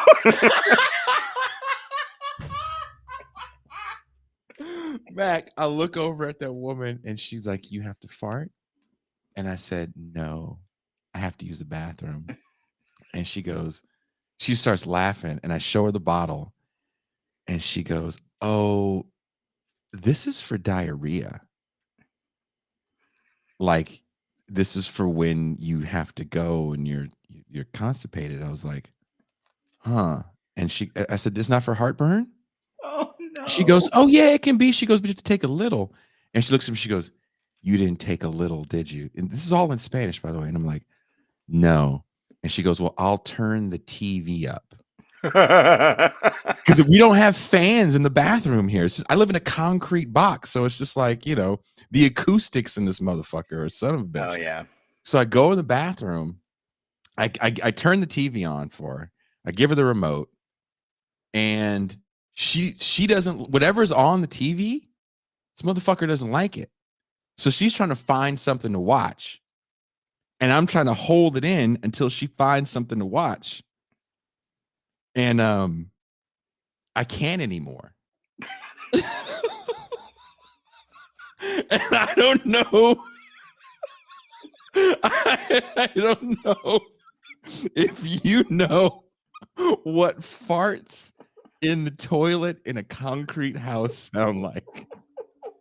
But my ass was firing off the loudest rockets. Pow, pow, pow, pow, pow, pow. That shit sounded like dubstep. Oh my god, dude. And it was spicy. So I'm just sitting there like, oh, this is horrible. Can it please be? It's like from Dumb and Dumber. You know, when the dude's on the toilet, his feet are off the ground. He's just like, "Ah!" Mac, she must have been sitting in the living room waiting for the beat to drop. She was like, God damn, this new Skrillex remix is a motherfucker. Oh shit, Mercutio. Mercutio said Jason made his bathroom look like Chelsea Handler came to visit. Oh. So it was just like the most terrorizing sound. And the TV's off the whole time. Oh no. And I come out and she looks at me and she laughs and she goes, oh, flaco, like skinny. And I was like, nah. And she goes, you feel better? And I go, I think. And we sit down and I got dessert for us too. So we're talking and all of a sudden I go, I think I have to go back. She goes, I'm going to go outside. So she goes to the terrace. She's sitting on the terrace. And the same thing happens again.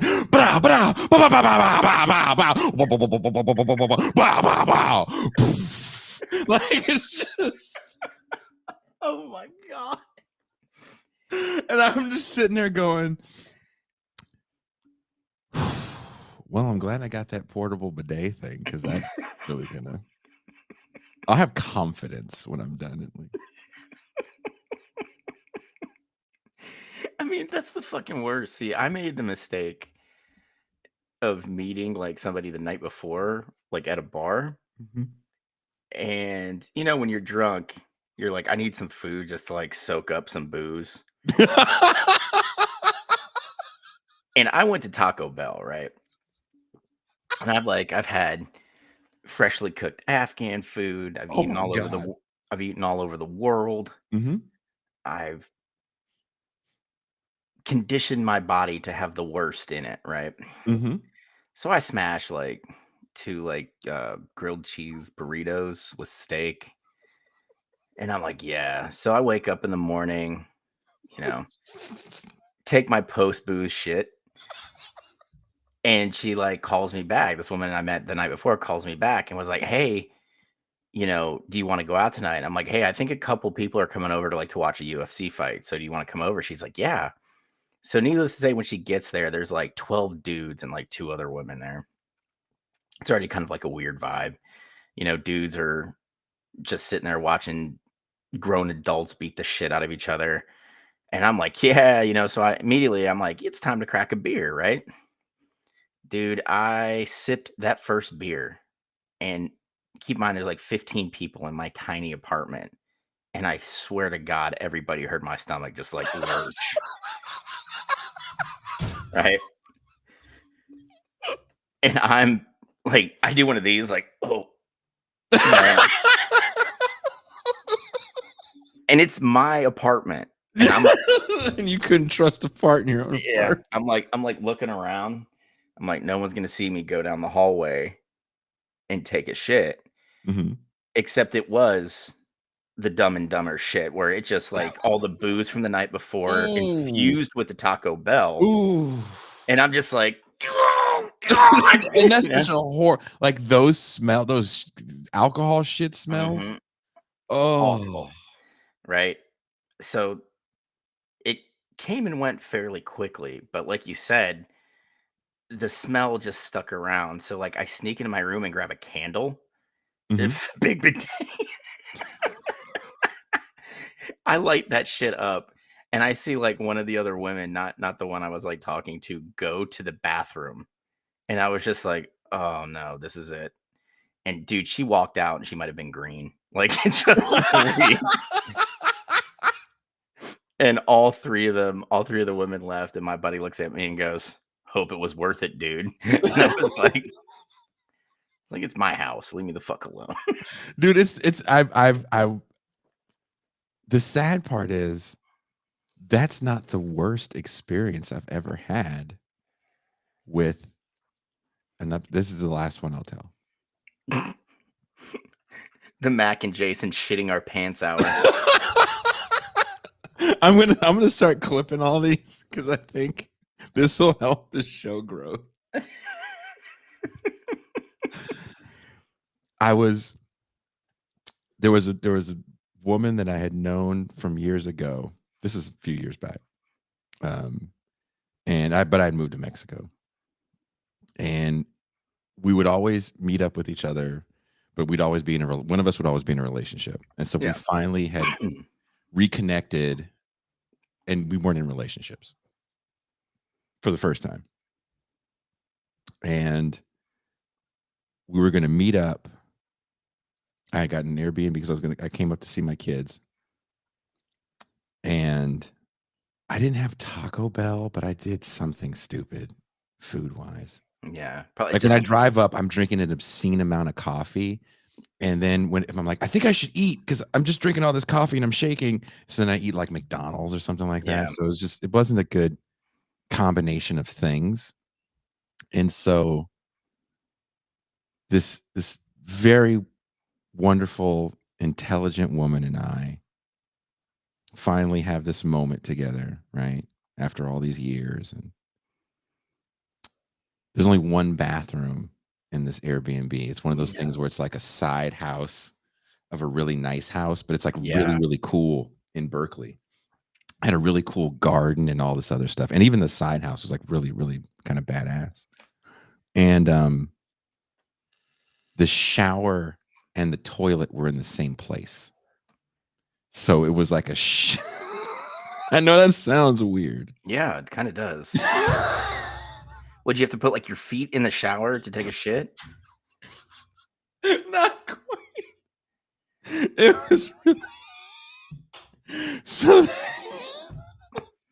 So there was like a shower, a decent sized shower, by the way. And then it was one of those things that it went a little further, and then there was the toilet. Okay. And so I wasn't going to make it for, like, she had to go or something. So time was of the essence. Yeah. And this woman was in the shower, and I had the Mac drunken Taco Bell craps while she was just in the shower. Trying not to die. Oh, she fucking just couldn't stop laughing. Just couldn't stop. You know, you have this moment together, like everything's happening, right? You're having your 90210, your romantic moment that's, you waited 25 years to happen, and all of a sudden you're like, I'm sorry. Nothing ruins post-nut clarity quite like man dropping juice like that. I mean, there's a reason why we're not together. It's you saw the looks on your face as you're just sitting there like,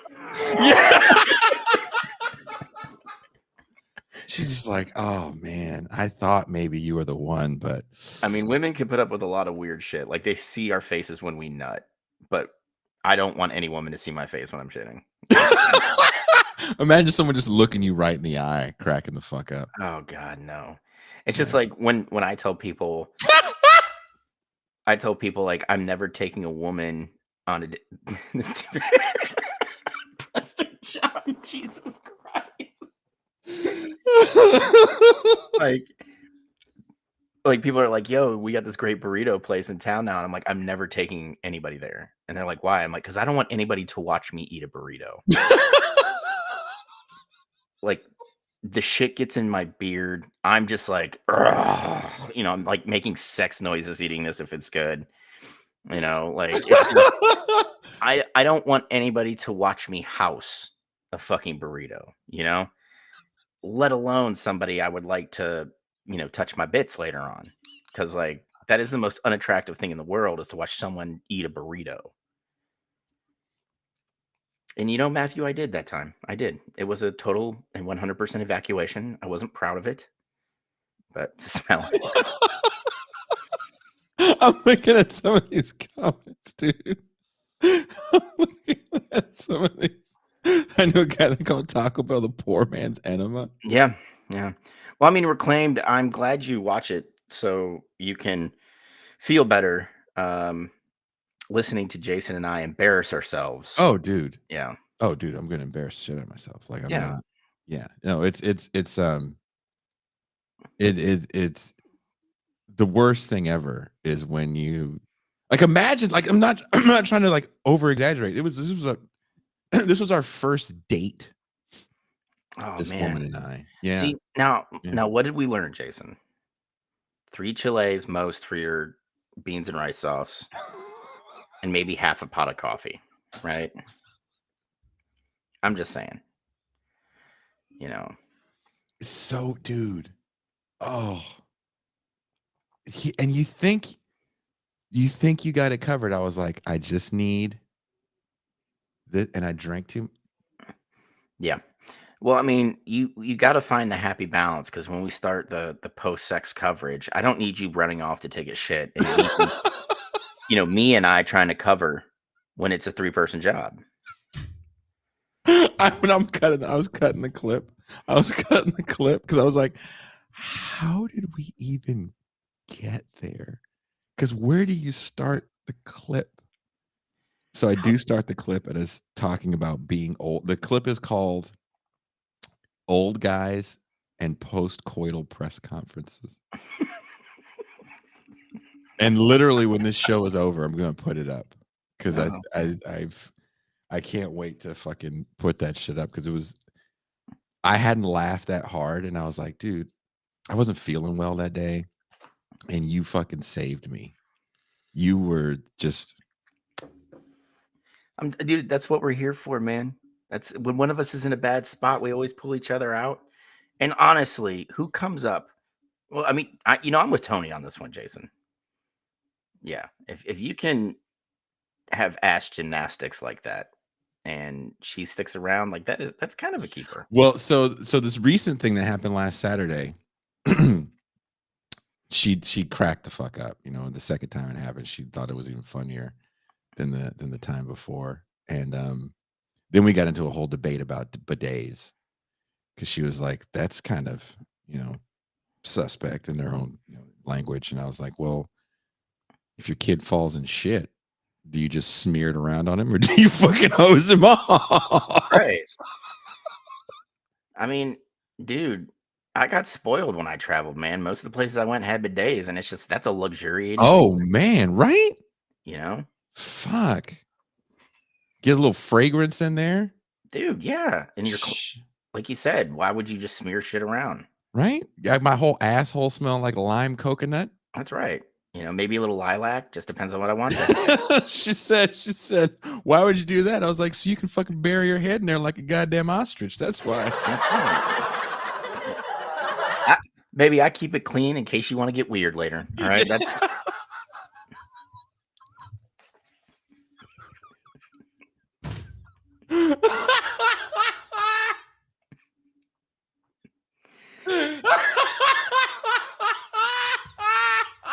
I mean,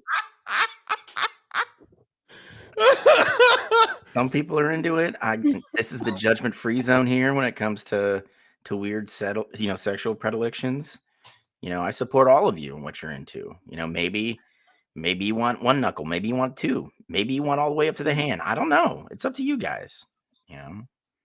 Who am I to judge? There's some dudes on here that want a finger in the butthole to the third knuckle. Let's just be honest.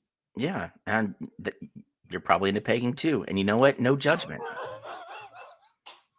Okay, no judgment. I'm not Norm here. Gooning? Gooning? Pegging?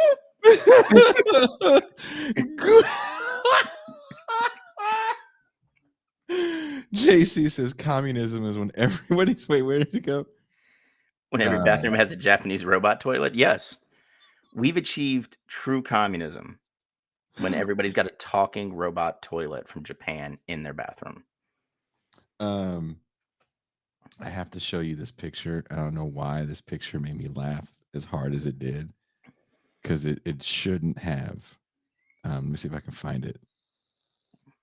I got to be careful because We don't need any strikes, man. yeah. Wait, Mac, We don't need strikes. Mac. Can you see this? What the fuck is that? Wait, can you see this? Why is his legs so spread out? Wait, because see, the thing says After gym photos. because you see the tattoo, right? It's like he was at the tattoo shop. I don't know why I saw this today and I couldn't stop fucking laughing. God damn. Yeah, dude. That Hey, yeah. tattoo. Yeah, I need a tattoo right here. Okay, all right, man. Just pull your shorts up, lay down, and just spread eagles it.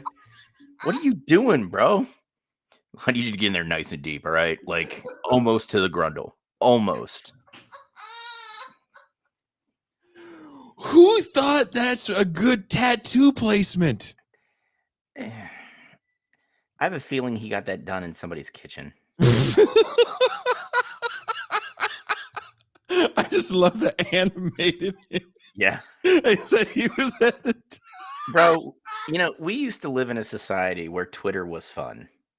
People were funny and they made shit like this. And then now it's just a horrible hellscape. We need to talk about this ass fetish.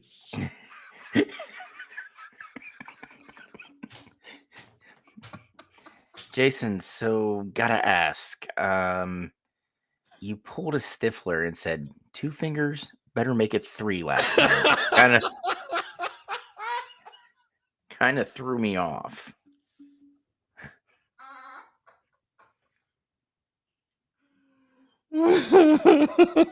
When you said bury my head in it like I'm looking for a lost child is when I knew things were definitely going sideways.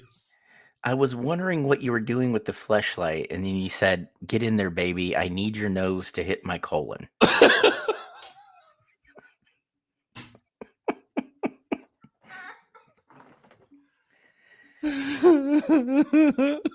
Baby, do you know what tongue punching my fart box is?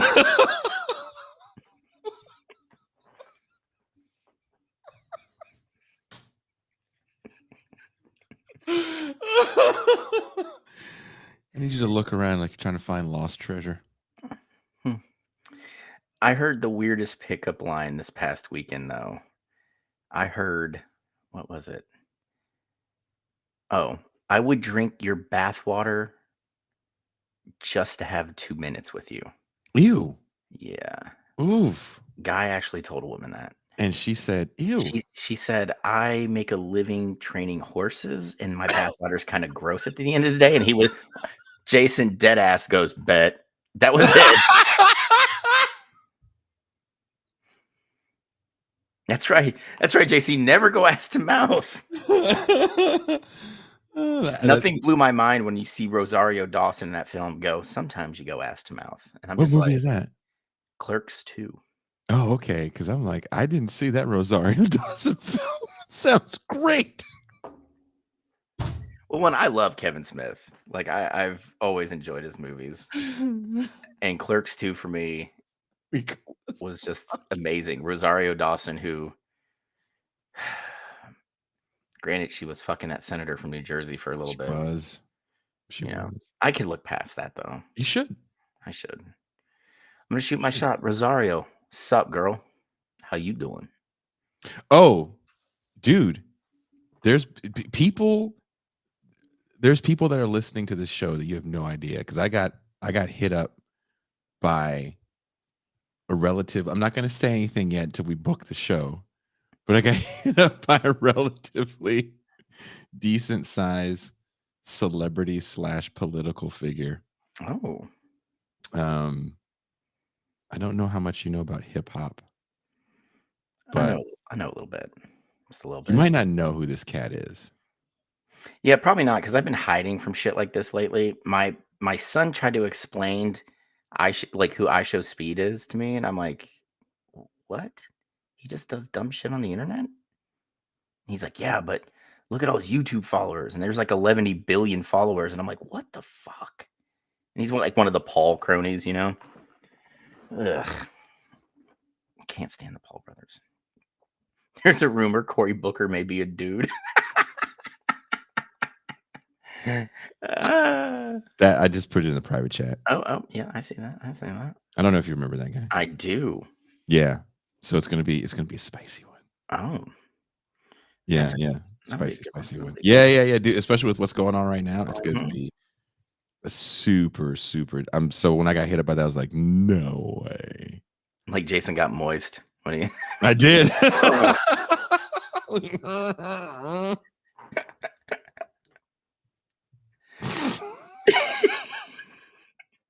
What the fuck is wrong with us? I'm totally lying about the whole assy thing. I'm way too ticklish. Oh man, dude. I'm way too ticklish and embarrassed. I get embarrassed to do shit that like grown men of 47 shouldn't be embarrassed to do, like buy condoms. I try Dude, to buy hella. I'm like, I need like 4 batteries, pack of Pall Malls. You're doing McLovin from Superbad. You just come in there with like some chips, you know. Condoms right there. The condoms, please. Need a price check on a 12-pack of Trojan. I'm like, and condoms in Mexico are just like, What are they, like Ziploc bags with like rubber bands? It's just, dude, Hey, my Mr. Jason, there's some assembly required right now. Okay.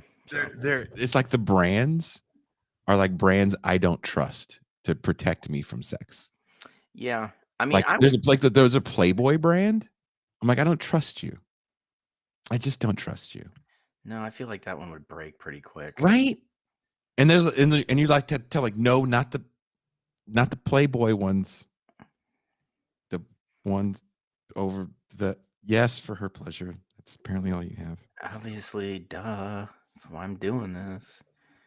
Vasectomies in Mexico gives you free tacos. Yes, I'm great then. Oh, I want to pay for food. Fuck yeah, man. I made sure I got mine because I'm like, bro, I don't want any more kids. You know? Oh, you did the thing? Fuck yeah, I did, man. Oh, so you're just blasting all over the place, aren't you? Dude, just ropes everywhere. Like those old school fucking water hose toys. Yeah. That's your cock. Use your personality to protect you from sex. It has been working well to keep me unlaid for years. Yeah. That makes 2 of us. Someone like says you don't I saw this. Trogan. Trogan. I saw this meme today, Jason, where it's like a painting of the October Revolution. It's got Lenin like standing there, and it's like it goes, friends, please do not talk politics tonight. And it goes, me after 4 beers, and it's the picture, and that's always me. Please don't talk. Yeah, that's kind of me too. Yeah. But that's what's cool about talking to someone that you don't speak the language. You can just be stoic. Like, see. And then you like look at your friend and they're just like, close enough. And you're just like, yeah, like, you know.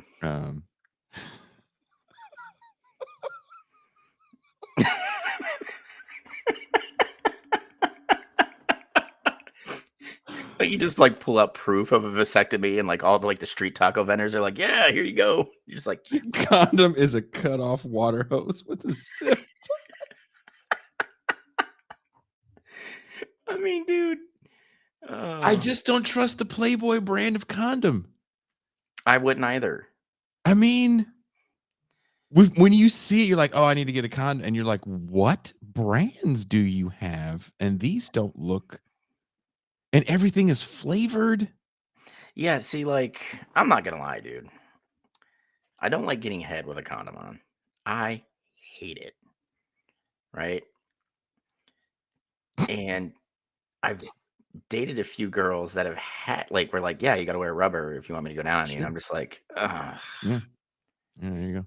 And I'm like, "Okay, you have something to put over your vagina for me to go down on you?" You know, like, and they immediately, like, pull their panties up and walk out, and they're just like, Or "Asshole." they give you some sort of weird vag sheet.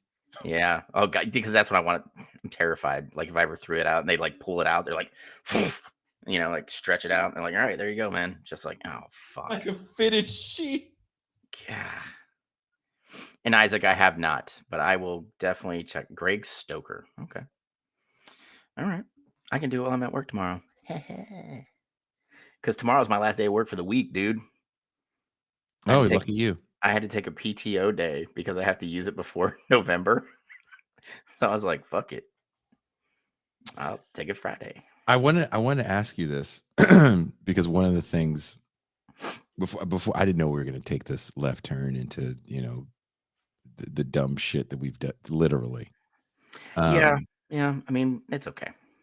have you seen the video of the Ravens fan guy? Oh, was that the fight at the stadium? Not at the stadium. It's outside the stadium It's where the outside. guy's walking down the street punching Commodore's fans. He's just punching Commodore's fans He because I'm ran. easy. Bitch, I ain't that He fucking he Brett. ran. He ran to Vanderbilt. He ran to the Vanderbilt campus and just punching students in the face. Just punching Commodore's fans. This guy hates Lionel Richie, guys. Punching Commodore's fans. I don't like Commodores. I don't like any of them. He's like finding like actual naval personnel whose rank is actually Commodore, and he's just like, "Fuck you."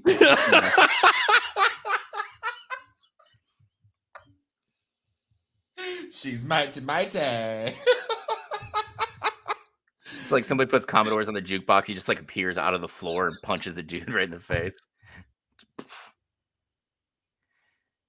I said no fucking Commodores. There's like a group of like 6 Vandy fans in the corner, like, what do we do? With their hands in their pockets now, like do do do do. Jay Tell Cutler is them we went to overrated. UT Knoxville. Okay, that's what I'll do.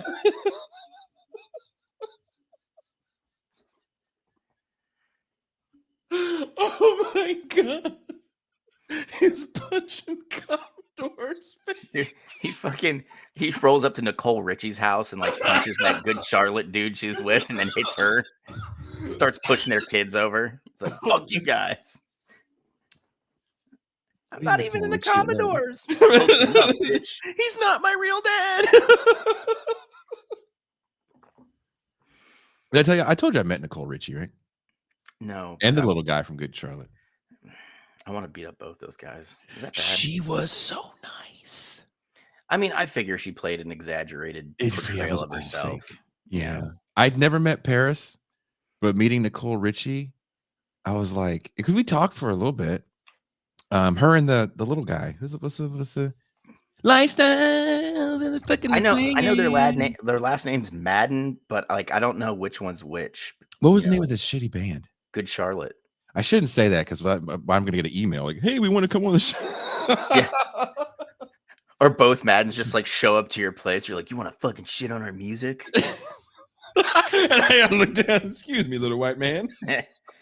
I can't take you seriously with that much eyeliner on. Can you go clean it off before you come threaten me? I really hope they don't threaten you with the eyeliner. Not that you can't be threatening with eyeliner, but just don't. Unless you're like a room full of goths or some shit like that. Yeah. Like if you come at me with like a collar on and like big jinkos and shit, okay, I could see it. All right. But the minute I see a glow stick, I'm laughing at you again. It's just how it goes. I met her at GABA when I worked for Yo GABA. She was like super fucking kind of surprised. Like they both were like really, really nice. There's a handful of people I met there where it's like, dude, you're way like I thought you were going to be a douche. Yeah, I mean, it's true when they say don't meet your heroes. Like I've met a few like famous people that were just dickheads. Most of the cats I met there, maybe because it was the environment, were chill as fuck. Dude, you know who's a royal asshole? Oh, E- don't say it. Evander Holyfield. Really? I was coming back on mid-tour leave, and like we all fly into Atlanta before we catch planes to go to wherever we're going. Mm-hmm. And he was getting ready to leave the country to go to Russia and fight that Nikolai Valuev. I was gonna He was- say Volkov. I was like the No, wrestler. yeah, no, he was the guy that was like 7 foot. Just he was a stiff, right? But Holyfield's walking down like the wing of the airport I was in, sneaking beer naturally. Um, and I was like, yo, because I was a big Evander Holyfield fan, right? I was like, yo, Evander, man, a big fan. And dude, he's got like 5 security guards with him. Evander For Holyfield. what? Yeah. So like Wait, one of them, how tall was he? Were you guys about the same height? he was like a couple inches taller than me. Was he? Yeah. Okay. He's probably like 5'10", dude. I was gonna say I didn't think he was that tall. Yeah. But like I'm in uniform and his security guys push me and I'm like, dude, I hope you get the fucking shit knocked out of you in Russia. And he just was like, fuck you, man. So like I get back into town and like keep in mind the fight is then like 2 days later Mm-hmm. or some shit like that, right? And I dropped like $60 on this fight.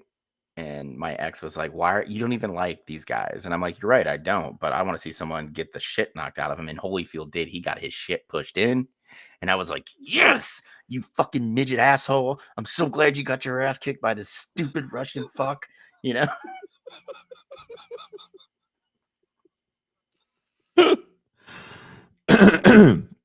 um, I really think Holyfield's a Putin plant anyway. So dude, that sucks that he's sucky. That he's shitty, dude. I've never met any boxers. I've never met any boxers. I've met a handful of players, mostly just actors and of course musicians. And yeah, of the actors, Toby Keith was an asshole, a was he? real righteous asshole. Yeah. Really? Uh-huh. That sucks. We all got forced to go to his concert. I'm like, guys, I hate country Oh, music. when you were in the service. Yeah, and I was like, I hate his Okay. music especially because it was a brought up the red, white, and Was he blue. the one I'm proud to be an American? Was that him? That was Lee Greenwood. Okay. But yeah, like I asked him, I had like a 5 Afghan note on me, and I was like, can you just sign this? I was gonna give it to my father-in-law at the time, Mhm. and he was like, no, not doing autographs. I'm like, are you fucking for real, dude? And literally later that day, he set up at a centralized point and charged people for autographs. Come on, Toby Keith. I love America. I love these soldiers. That's why I came out here for $145,000 a song. Yeah, Thank you very much. Yeah, dude, it was just fucking ridiculous. And on my second deployment, the USO tour was Gary Sinise and the Lieutenant Dan Band. The guy who played Bubba, Oh, he's in it? Anna Kournikova, and Christy Swanson. And Anna Kournikova was super cool because like this is when she was like done playing tennis and she was just doing like the swimsuit modeling shit. Like, look how crazy this ass is. Yeah, Yeah. but she was just super cool with everybody. Christy Swanson, you could tell, was a right-wing bitch in 2009. No way. Yeah, dude.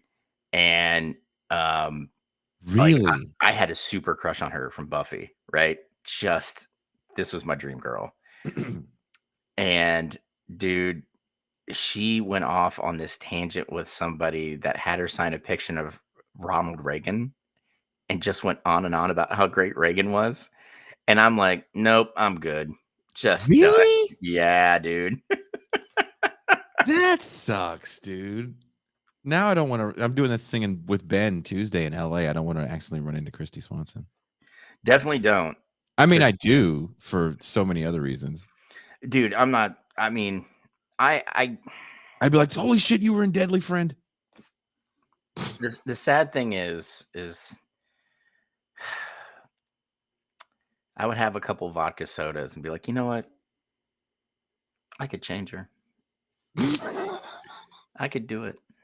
Eric T says he met Vince Carter once and he understood immediately why he wasn't as good as Kobe. too nice a guy. Yeah. Oh, wow. Dude, Really? Vince Carter is rad as fuck. Is he from North Carolina? Yeah.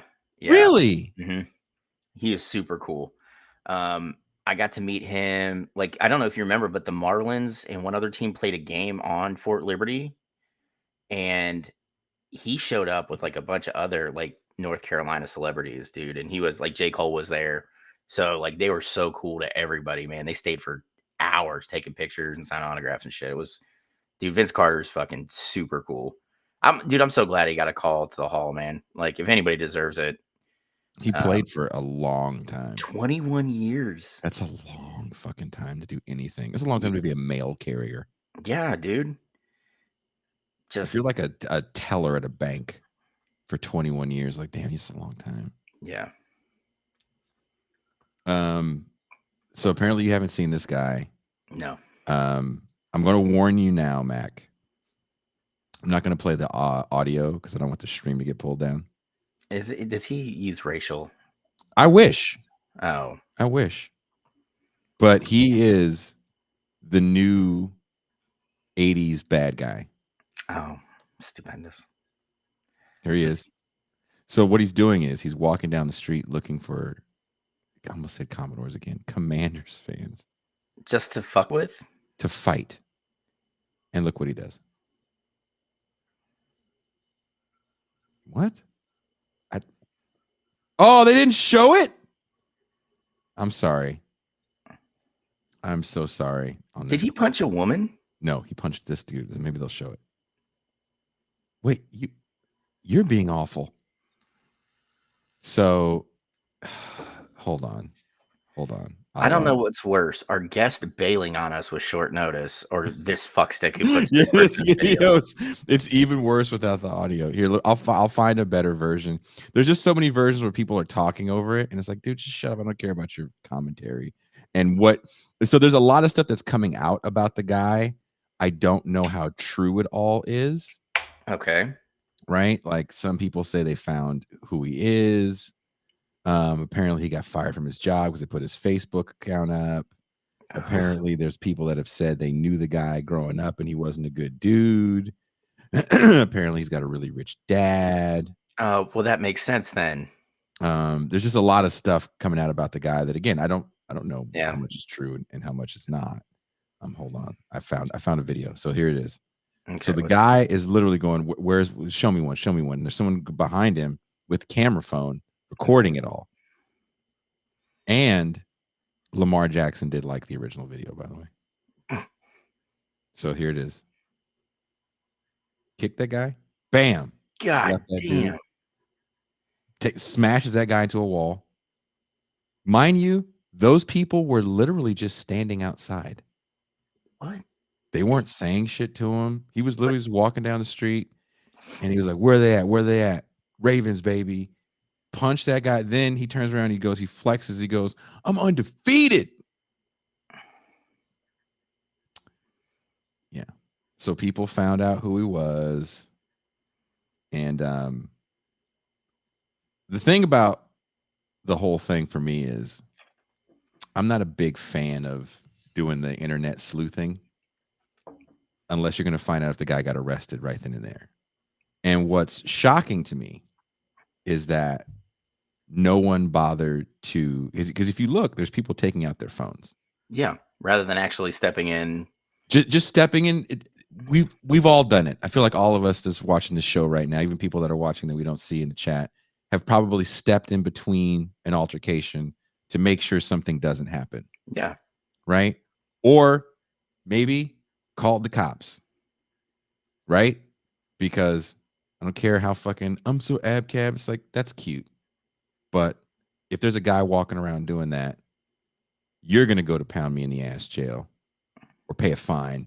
If you try to be a superhero, that's for the law to handle, not me. It's not my problem.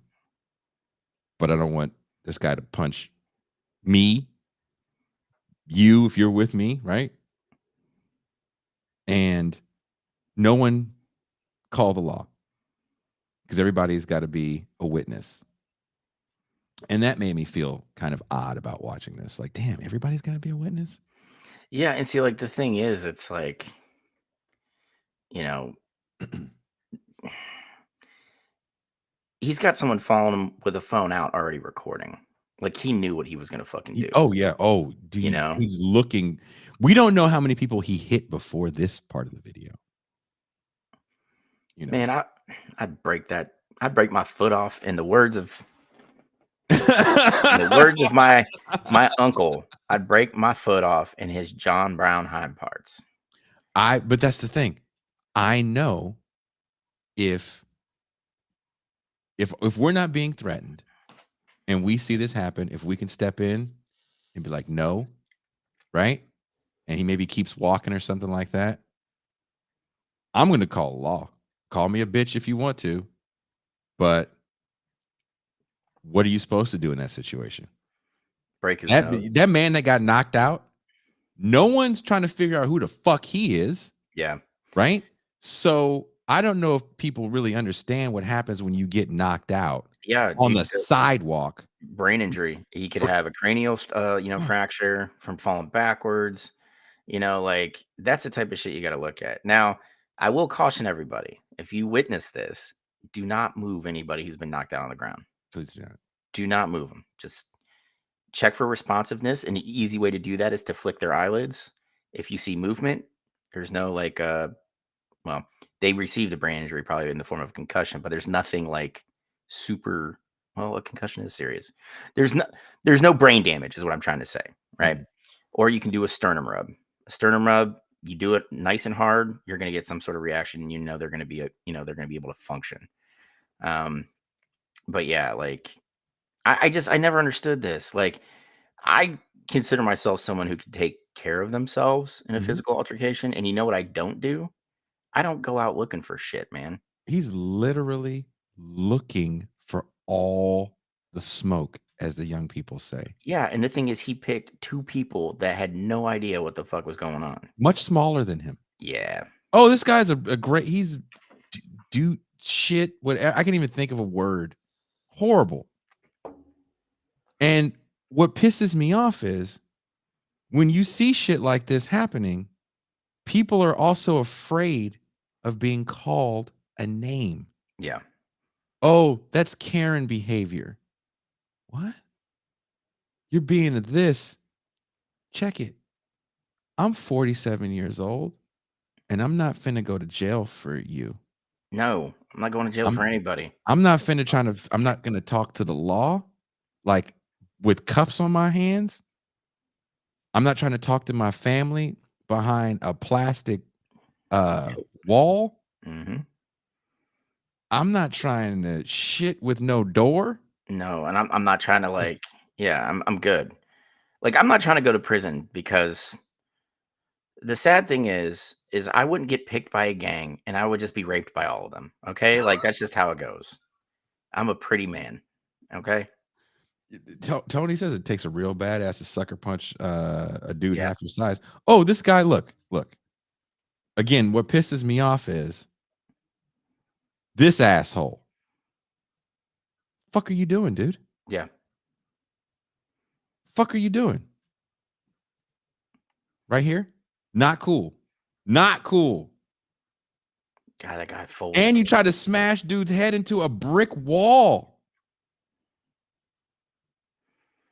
The sad thing is he's being congratulated for sucker punching people.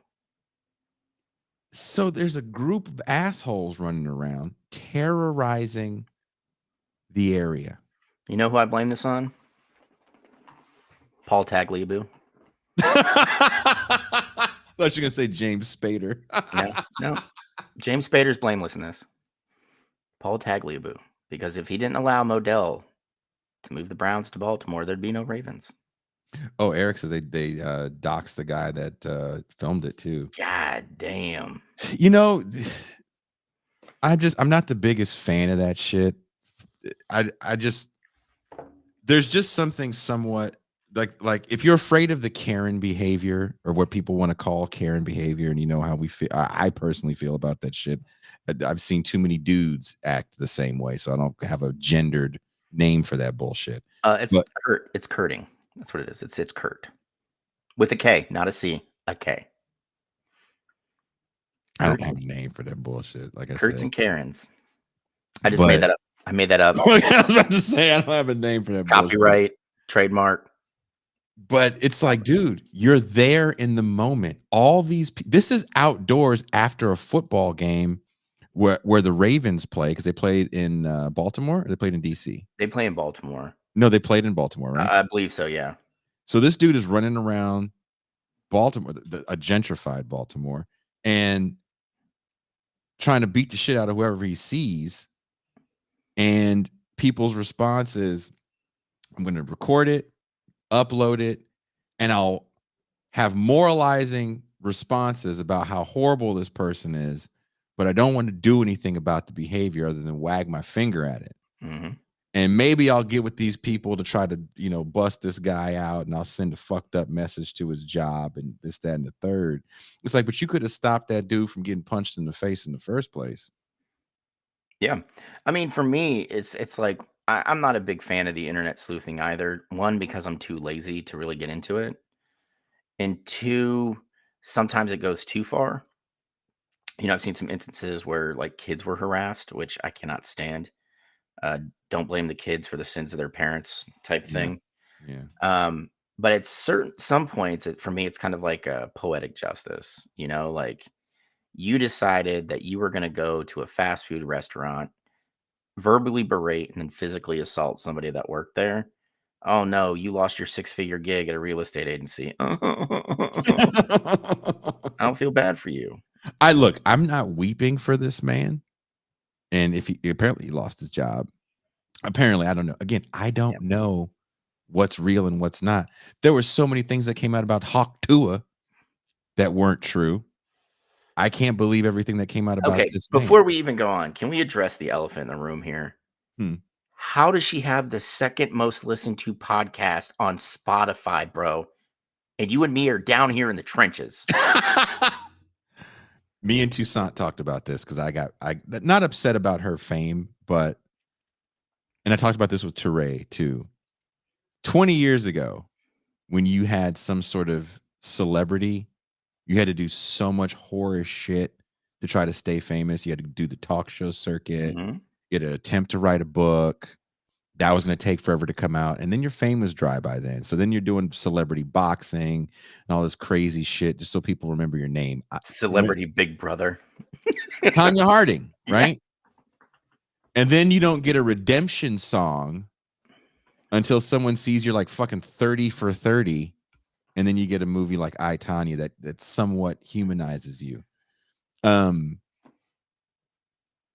Hawk Tua chick is interesting to me because I'm like, she didn't say anything that was that cool other than something she probably heard someone else say.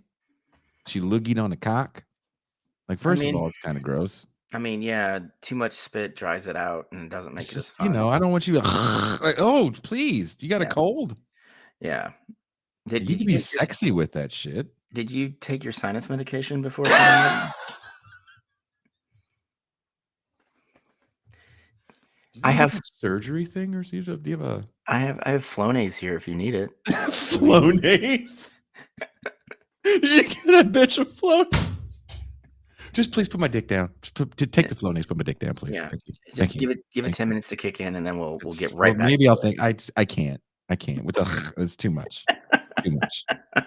This is a fucking playground for you. What is this? This is a penis lady. Yeah. Have some class.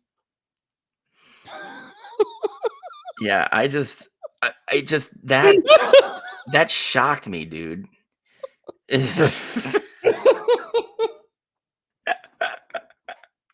She did this thing, and then people started parading her around, and the parading around actually wasn't working well for her. We played the clip where she was at the country show and people Yeah. were booing her. Jake Paul signed her to $1 million deal, and she just sits there with her friends and says some stupid shit on the air. I'm like, no fucking way. Yeah. Interesting. As we say, stupid shit. Yeah, but we do talk some serious stuff first. I mean, come on. Yeah. Leave the chub, take the Take the clarity. clarity. Yeah. Yeah. Leave the chub. Leave the chub. Take the Claritin. I mean, dude, we have a great side hustle coming with our post-coitus commentary, and now we're admin. Mercutio will get you on payroll. We can Don Draper this shit up, Jason. Let's go. I would love, because this is what makes me sad about what we do. And I probably shouldn't say this on air, but oh well. We do all these shows on this channel, right? We're approaching 1,000 episodes in 5 years. And because I believe today, if it's not today, then Saturday, I think, is the literal 5-year anniversary of when this show kicked off. It's this week. I know that. We did some really good shows, and I put up these clips of the really good shows, and nobody watched them. The clips, nobody watched the clips. You know what? I'm just gonna have to hopefully be interviewed by a young Zoomer with a lapel mic hooked up to his phone, and I say something witty. Right? Yeah, like sometimes you just gotta bend over and put your thumb in her ass. Sometimes you got to boof the cocaine. Yeah, boofing? I don't know. Boofing? Somebody. That's right. That was a comment on one of the shows that we did.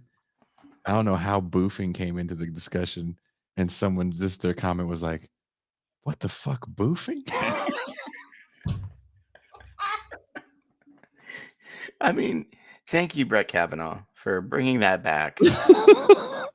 But Mac, I do one clip, and I did the clip as a joke. I was like, I called Tucson. I said, Tucson, I'm going to make a clip of this fucking rant I did about the person who shall not be named. Because once you say the name, the views shoot up. Yeah. Everybody starts calling you names. Just don't want to deal with it. And I said, watch. And sure enough, yeah, is comments, views. I'm like, fuck, dude. This, and then to your point, why is Hawk to a girl the number 2? Because people we all like the car crash. Yeah, like this situation right here. Everybody watched the car crash, and no one called 911. Yeah. Yeah. I mean, and it's weird because, I went to college late and I saw these amazing, young people that were out, because like the 2 out of 3 years I was down in Pembroke, we opened up the semester underwater because of the hurricane seasons, and they're out there filling up sandbags, starting like a closet for students that may have been displaced because of the weather, like just rad shit, just phenomenal, like actual boots on the ground, mutual aid, good stuff. And then, we get that twat waffle running around Baltimore punching randos in the face because fucking randos, dude. Super fucking randos. And again, this is Paul Tagliabue's fault. I'll take this to my grave. It's all his fault. I want to show you one more clip, dude, and then you can live your life. But I have to show you this clip. I got to find it. Okay. It. You know how we always talk about these pranking people and how stupid they are? Yeah. Mm-hmm. This guy does the pranking thing. And I think that he's a kid, and I think he's mentally ill. Of course he's a kid, because like what adult is going to think that's a good idea? Now, I posit this question to you, my friend. You see me outside eating probably a burrito, hoping nobody's watching me as I eat this burrito, and you decide you're going to pull a prank. I mean, what person in the right mind comes up to me and is like, this would be the perfect guy for that? At that point, like, I might as well pull my gun out and lay it on the table. Like, dude, if you bother me while I'm eating this delicious burrito and looking like a fool, I will shoot you. Just right in your dick. In front of all these people and your Lord and Savior. And you're going to look like Rob Riggle from 21 Jump Street, the movie. And, my dick falls off. Or, like when he got shot in the dick, he had rolled down his pant leg. He's like, it's my dick. And then they handcuff him and he picks it up with his mouth. Like, it's fucking hilarious. They said as Mac has not been treated to the intro to Lost Empire because Lost Empire has been running. They took the show down actually the last time I played it. But no, so check this guy out. You see his hairline is pushed back to the top of his head. Oh yeah. Because he was fucking around at this barber shop and he pissed off these barbers. So here, I'll let you check this out.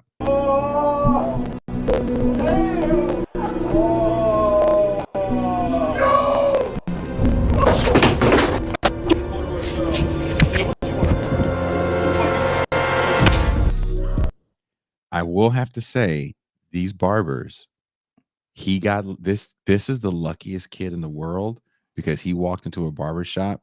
To me, it had that feeling. Now, I don't know if you go to places like this. It had that feeling that these dudes that were cutting hair, they didn't start off wanting to cut hair. This is something they fell into. And they're whatever bad look, they're like, look, we are not playing your game. Like, this kid is so, the stars aligned for him not to have the hottest of lead in his ass. So this is in Houston, by the way. Houston is a city you don't fuck around in. You do not fuck around in Houston. And you don't fuck around with barbers, dude. Yeah. Like, there's a lot of cities not to fuck around in. I'm just not trying to fuck around in Houston. Because I ain't got no prank or nothing for y'all today. You know I don't do that dumb stuff no more. Yeah, that 1 o'clock appointment. You still got like 10 minutes before your appointment time. Just relax. So he's fucking with this kid is, I don't think he's high as much as I think he's got some mental issues. He walks in with a camera that's strapped around his waist that you can see right there. Okay. And he's just recording everything. And the guys at the barbershop are like, dude, we don't dig you recording everything. And he's like a prankster guy. He's trying to become famous. He's telling you, he's trying to become famous on the internet, doing like internet pranks. And he had done some prank at this barbershop. I don't know exactly the prank that he did, but they don't like him. And it's very obvious they don't like him. And kind of nobody in the barbershop is digging him. You could tell. Look at fucking dude. When I had hair, like my barber was the guy that fell into doing hair, right? Yeah. Yes. You know what I'm talking about. Yes. Yeah. Like he did a stretch for like aggravated assault and like Grand Theft Auto or some shit. And he cut everybody's hair. Like he learned to do it in prison. So when he got out, he was like, fuck it. I'm gonna be a barber. Right. And his barbershop was fucking rad as shit. There's 50 million conversations going on. They got a football game on the TV. Mm-hmm. You probably can get a plate of ribs in the back if you go on the day. Bootleg right? DVDs. Yeah. Whatever. Yeah. Right. But you knew you didn't come in here before your appointment and be like, yeah, hey, can you clean me up real quick? Because he dead ass look at you, be like, bitch, sit down. Like right? You don't come into my establishment where I work and start hassling motherfuckers, like. Oh, so this dude is definitely he's that asshole. Right? That's why you book an appointment at 1 o'clock, so I cut your hair at 1 o'clock. Man, I ain't got that much time, bro. I'm gonna tell you straight up. Why you booking 1 o'clock? I'm pretty sure you be done before 1 o'clock, to be honest. Honestly, bro. I mean, that's what it sounds like. Now, I saw like a 1 second clip of this that someone else clipped, and I thought that maybe it was set up and fake. But when I watched this whole video that this kid posted, he posted the video. These guys are not actors. This is not set up. Like, to me, bro, you trying to hurry up and get done by like 1 o'clock. You literally just said that to me. I ain't got time to argue with you, bro. I just want to know if I'm getting my free haircut. Yeah, today's the day, 1 o'clock. For my free haircut. Why the hell I have to wait this long for my free haircut, bro? You know I ate that hottest chip in the world for a free haircut. This man made me wait 2 months to get it. That ain't good business, man. That ain't good business, man. She need to be out this business. Shoot. That's what you hired him for? Huh? Look, no, I'm just saying. Look. See, I just be running. That was like, nigga, what? That was not, I didn't hear you, I'm going to tell you right now, when your barbers have beards like that, you don't go in there running your mouth. Oh my God. This kid, and he's not, again, this kid posted this. Listen. Yeah, bro, I'm sorry. Actually, sometimes I don't know when to stop. What's up, my N-word? Damn, you just can't. Oh, boy, you lying. Yeah, my man, you not my man. Oh, my man. Nigga really got Modelo. You a real one for that. You don't know what you just did. I'm gonna get canceled for that one. What's the motto? It ain't my cousin. Yeah, why you shaking it, bro? What you doing? Yeah, you don't do that? Is it like champagne? You supposed to... What'd you say? He had a shiesty? He got a shiesty? Right? Look at these guys, dude. They're like, this dude is a real fucking deal asshole. They're contemplating, do we gotta fuck this dude up? Right? You can see it. Yep. You can see it in this dude's eye. He's like, do I gotta fuck this dude up? And this Bro, dude's like, that kid over in the chair is like, I might have to fight a grown adult today. right? Like everybody's like, do we gotta fuck this dude up? So he's shaking a bottle of beer. So check this out. You didn't see this one coming. Uh-oh. Hey, behind there. Stop when you growing up, nigga. That sweater looking hot, nigga. That sweater look hot, boy. So you couldn't hear if the Barbers are clowning his sweater because they said he's wearing a corduroy sweater. So Yeah, he finna fight Mike Tyson, bro. Mike, I ain't gonna lie. What if that white man? What if that white man really knocked Mike Tyson out, bro? I ain't gonna lie. Be real though. Be real. He hit him with one of these. It's like an exhibition fight with Jake Paul as well, but I feel like at the same time, like they still just doing it for the money at the same time. You know what I'm saying? yeah, that's how fights work. Yeah. I'm gonna fast forward a little bit because we're all annoyed at this point. Yeah. So here it is. He gets in the chair. Right. Nigga who's stalling your haircut, I tell you that. It's free, bro. Bro, take this goddamn. Man, come on, bro. Take the wood. That's who I am. Bro. That's who I am, bro. Bro,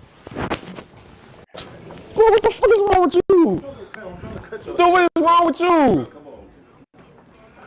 Nah, you playing too damn much. You doing this shit for the camera, bro. Nah, I'm not playing, bro. You gonna get caught? Yeah, with them bright ass shoes on. Bro, your shiesty fell out in the hair and shit, bro. That's nasty. Hey, bro. Ooh, that whole smell like breath. Uh-oh. This boy smell like breath. So am I... Yeah, what the fuck you was eating? Yeah, what you was eating before you put this on? Yeah. Bro, what you was eating before you put this on, dude? Yeah, it smells like behind somebody's ear, like earring bags. Like, Yeah, wow. Hey, take that thing home and wash that thing. All right, can I tell you what kind of haircut I want now, bro? Yeah, go ahead. Man, I just want like a... I ain't gonna lie. This shit been wolfing for a minute. I ain't gonna lie. I just want to get like a... Give me a 1.2, bro. I feel like girls don't like dudes with hair no more. What the hell you making that face for, bro? Ain't your hair? What's a 1.2? A 1.5. I want what he got. Like an all-leaf. I want exactly what he got. Yeah, one wavelength with the tape. I mean, he ain't done yet. I want exactly what he got going on right now. Yeah, make my ears up like his too. Let's push it down. Let's put him like right here. I don't think he can pull his head up down. I'm going shit. I need him to. Yeah, he got a little something. So the kid's already, he's 22. He talks about this. He's already got a bit of a receding hairline, as you can see. So He's doing better than me. I mean, you're also not 22. No. So the kid's 22 with a bit of a receding hairline, and they're telling him like your hairline's a little far back, but he's asking for like something that doesn't exist. He got a little something going on. He got a little something going on. yeah. It's on the other end too. Look like they're trying to be. My battery, bro. You hear that? Oh, damn. Looks like they're trying to meet. Yep.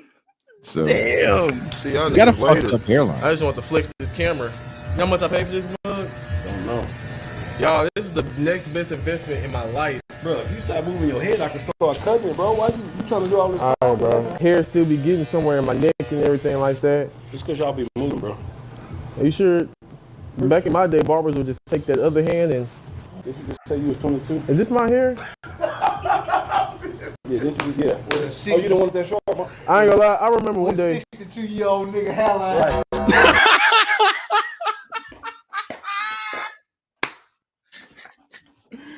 So he's not comfortable with getting the shit talked back to him. Yeah, Isaac says, dude is meant something's wrong with him. He could be high. It could be drugs. I don't think it is. I think he's something right. This kid's got a fucking YouTube channel with a hell of a lot more subscribers than me, and he does stupid shit. Like he went and got a tattoo and then peed on himself. I don't get it. Bro, if I was his artist, I'd fucking thump him. Oh man. Right? So look. This is so again, when I first saw the little clip, I was like, this gotta be fake. But no, they really did this to him. God damn. That's funny. Fuck with it. Yeah, it's cool. You can use it for your barber days. I don't have bad hair. So they've established that his hairline is kind of far back. So he does understand that they're gonna have to do some magic to the hairline, which is what they use to fuck him up. African would love this. He got good. You want some of this? Can I fall asleep in the chair? You know, so it ain't gonna take that long. It ain't gonna take that long. Your haircut So you ain't can take your mighty sweet time with everybody else, but not me? God damn, he's handsome. Take my shit out of there. Many man. Many man. God, I hate this guy. I fucking hate him. Me. Yeah, I don't cry no more. I don't look to the sky no more. Mother. Oh, I hate these him so barbers much. have the patience of saints. Yes. I guarantee you that man cut a 4-year-old boy's hair earlier in the day and didn't have a quarter of the problems he's having with this motherfucker right now. So Eric says, I can't help but to ask this fake how to get the CCTV footage. The barber shop, I believe, has a camera. And the kid was just setting up cameras. That's like his thing. He sets up cameras, this kid. And this was an issue with the barbers initially because they don't like this kid setting up cameras. Bro, So if it's my shop, I'm not letting him set up a camera. Fuck you, dude. You can't just come in here and fucking do that. If I own that place, that's my place. You can. Oh, dude, you'll see. Hey, come on, man. What's up with the hold up? Bro, I ain't gonna lie. You know all this to cut your hair when you going like this? Like, I can't do I'm waiting for them clickers to flip on so I can stay still. You just looking at me and like, damn, this nigga kind of on it. If you wanted a concert, just say something. All right. You want a haircut? I just don't. I feel like you can't fake this. I hate him so much, Jason. Like you can't fake this because this kid is so irritating. You just can't fake Say this something. irritation. Who is this? Oh, what the fuck? Who the fuck got Scrappy? God damn, Y'all boy, take that scared the Scrappy. shit out of me, boy. Y'all get Scrappy dude the hell up out of here. This girl right here. We gonna link up tomorrow. Her name T. I'm gonna go get a tattoo tomorrow. I think I'm gonna do this prank on this tattoo shop where I'm not like, I'm gonna be like, I ain't paying for this tattoo prank. So here, I'll pass for a little bit. Every time I try to breathe, it just bounces right back into my esophagus. Or my lungs, whatever the hell. Look, I went to C King, bro. I went to C King, bro. Not the best school for like education, but the greatest for all the fights that want to be games. They be doing your chop already, nigga? Yeah, they be cut fast. Can I see your haircut? Come in front of me real quick. Come right here. Nigga laughing at my fucking receding hairline, bro. You gonna be like this too. I promise that ain't This is what I'm why I at. think it's real because he thinks they're laughing at the fact that his hairline was already. He knew his line was bad because they made jokes about it. I don't think he knew it went back that far.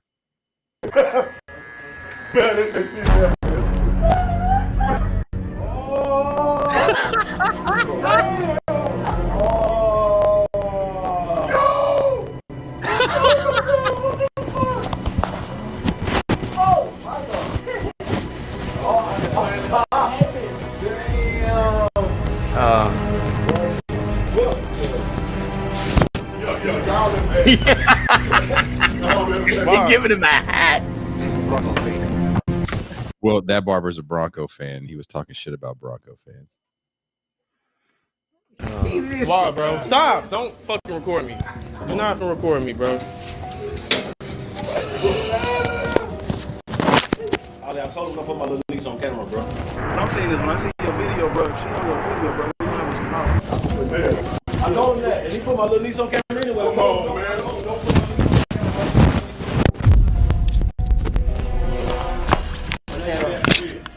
Put your hand on. He made for real over a prank, bro. It's a prank, bro.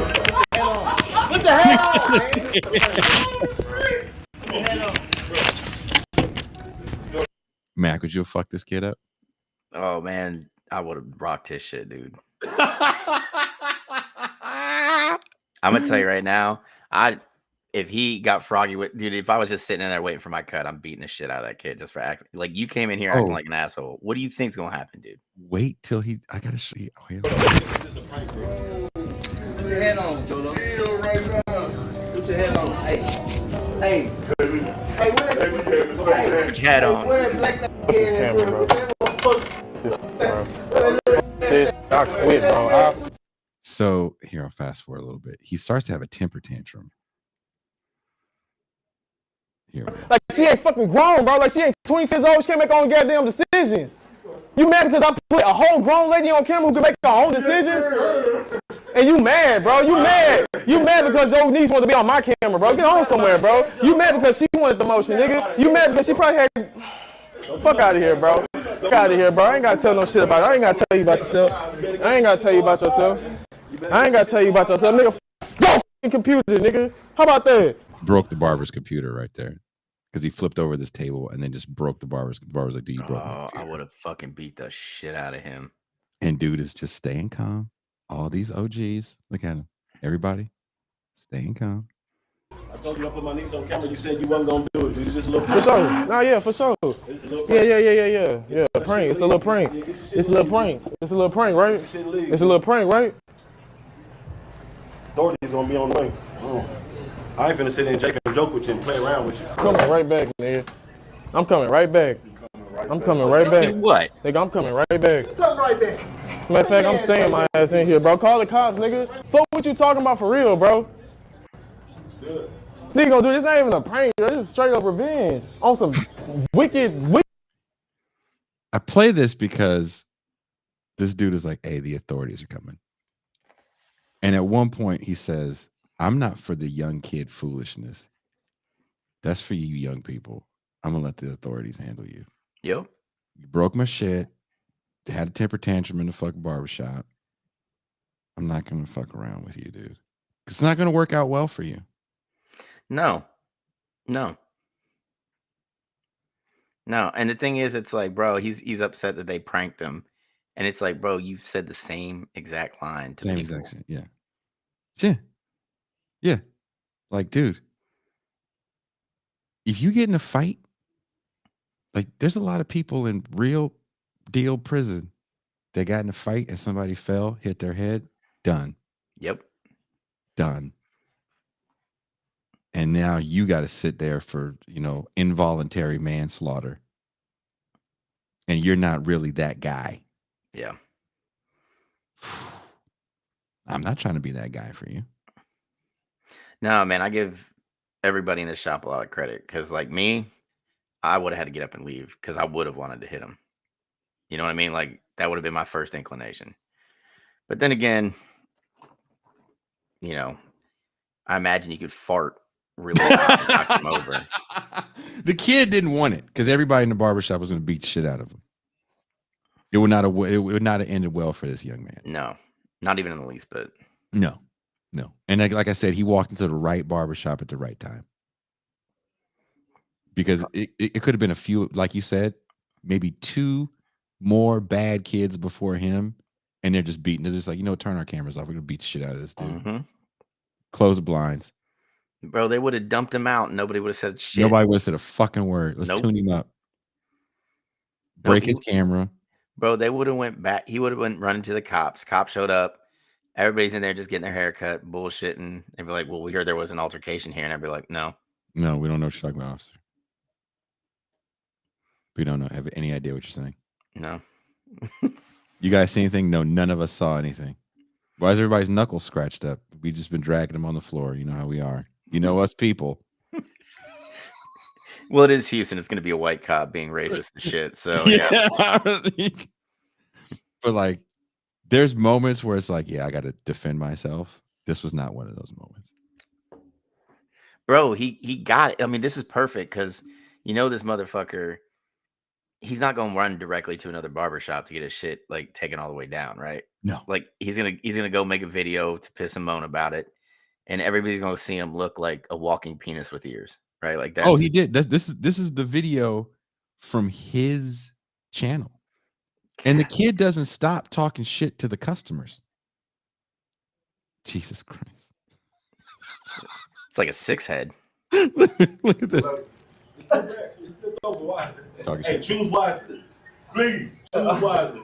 Please, I'm begging. My nigga, I'm not scared of you. Please, At this moment right now, I'm not scared of you. I'm saying this moment right now.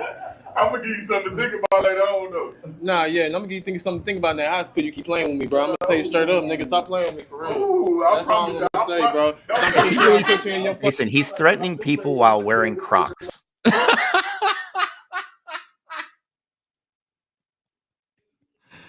If you want to get in my face, I will take you more seriously if you are like wearing like house slippers than you if you come up to talk shit to me and say you're gonna beat my ass and you're wearing Crocs. I can't take you seriously, bro.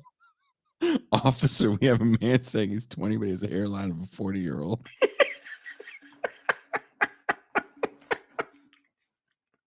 Everybody wants to beat that kid's ass. I feel y'all on the frustration. Again, if you get anybody, if you get me or Mac in the right mood or moment, imagine if Marcus was there too. And we're all just sitting there minding our own business, laughing and shit. And then this asshole walks up. Marcus just pulls out a pack of crayons, chews 2 of them, and just starts whooping the dude's ass. Right? It's just like, is it worth it? Yeah. And that's the thing I'm talking about, man. Like sometimes it should be feeling hella worth it. It is not. Motherfucking playground. Don't come back with that. Like this motherfucker, the barber with the dreadlocks, just keeps showing him a mirror. And I like how the big dude's just like, bro, don't. Whatever you do, don't. Yeah. Like look, again, I grew up going to a barbershop that reminds me something of this.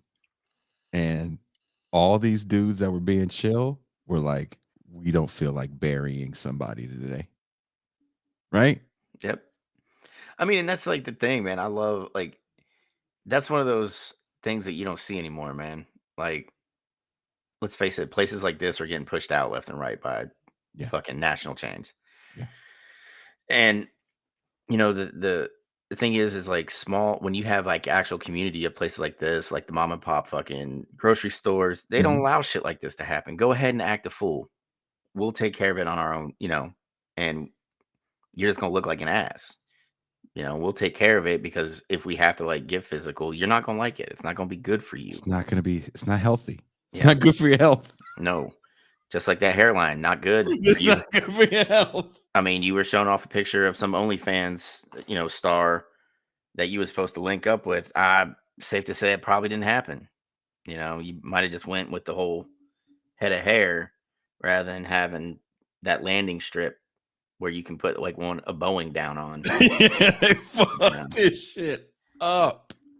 Fucked his shit. See, like up. I commend the barber as well because I would have been laughing the entire time knowing I was going to do it. Oh, they were pissed. Yeah, they were. He just straight faced and took it all the way back. I think they were gonna just get him out of there, but the dude wouldn't shut the fuck up. So like, let's just fuck with him. And then, you know, everybody stayed chill. But this cat doesn't realize that everybody just stayed chill.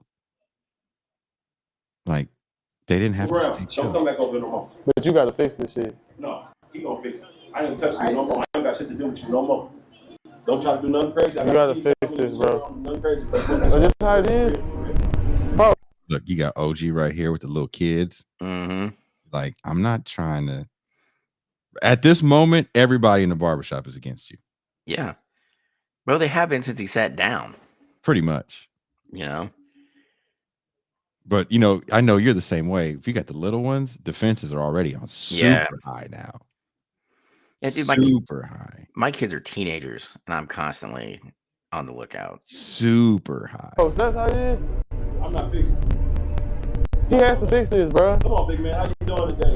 Oh, that's so messed up. I get it. No, bro, it ain't worth it, bro. It's not even worth it, bro. I'm a grown-ass man, and I make better decisions. I'm a grown man. I'm a grown man that make way better decisions. I'm a grown man that make way better decisions. Put your little head in the gun. You'll be fine. Dude, he luckiest kid ever, because I feel like he comes back on another day in that barbershop and they're still kicking the shit out of him. Mm-hmm. Shit, this might have happened on a Friday, and it's Sunday, and they're still beating the shit out of him. Yeah. Taking shifts, beating the shit out of his ass. Hey, man, don't worry. I need to take a break because I'm tired. I got to eat something, but I got 4 cousins rolling in right now. You know, they're gonna fill in my ass kicking shift. Isaac says, wouldn't fuck with the guy just because there's a chance he might be armed. True. And you don't know who's armed in your barber chair. I'm pretty sure these cats got a pistol in the shop somewhere. oh, I'd probably bet. Oh, I feel very confident that there's a pistol in the shop somewhere. Be like one of those bad movies where someone acts a fool and like 15 people pull out guns. You know, like, just you, man. Stop with the internet shit. Don't walk down the street and try to punch people. And if you see someone doing some stupid internet shit, try your best to stop them. Alert the authorities, something. Yeah, and don't fuck with me when I'm eating a burrito. Leave me alone. Just let me eat it. Make fun of how I look, but don't come and try and prank me. Like the kid that got shot in the stomach after he tried to prank the DoorDash driver said he'd do it again. I don't know how much of that is living in a world where outrageous behavior gets you awarded, i.e. Hawk Tua. And this is kind of all what I'm getting at with the whole, when you made the comment about Hawk Tua having the number 2 show. If you're going to award people for, just not doing anything cool, then of course you're going to get shot in the stomach for being an asshole and say, I'll do it again. I don't care. It's like, dude, you're lucky you're alive. Yeah, you dumb fuck. Dude, all I know is in Warren, if he would have walked into a shop and did this shit, they would have shot him. Because Warren is this weird mix of like old Rust Belt, used to be a city, now it's a town because, everybody left because the steel mill closed, the GM plant closed, and you have a large section, believe it or not, of the Italian mafia, and strangely enough, the Polish mafia. Mark Rippon. Yeah. Mark Rippon's just out there fucking laying beatdowns on folks in Warren, Ohio. That's why we got to be careful. Maybe he took offense at being called First Nations. We don't know what type of dude he really is.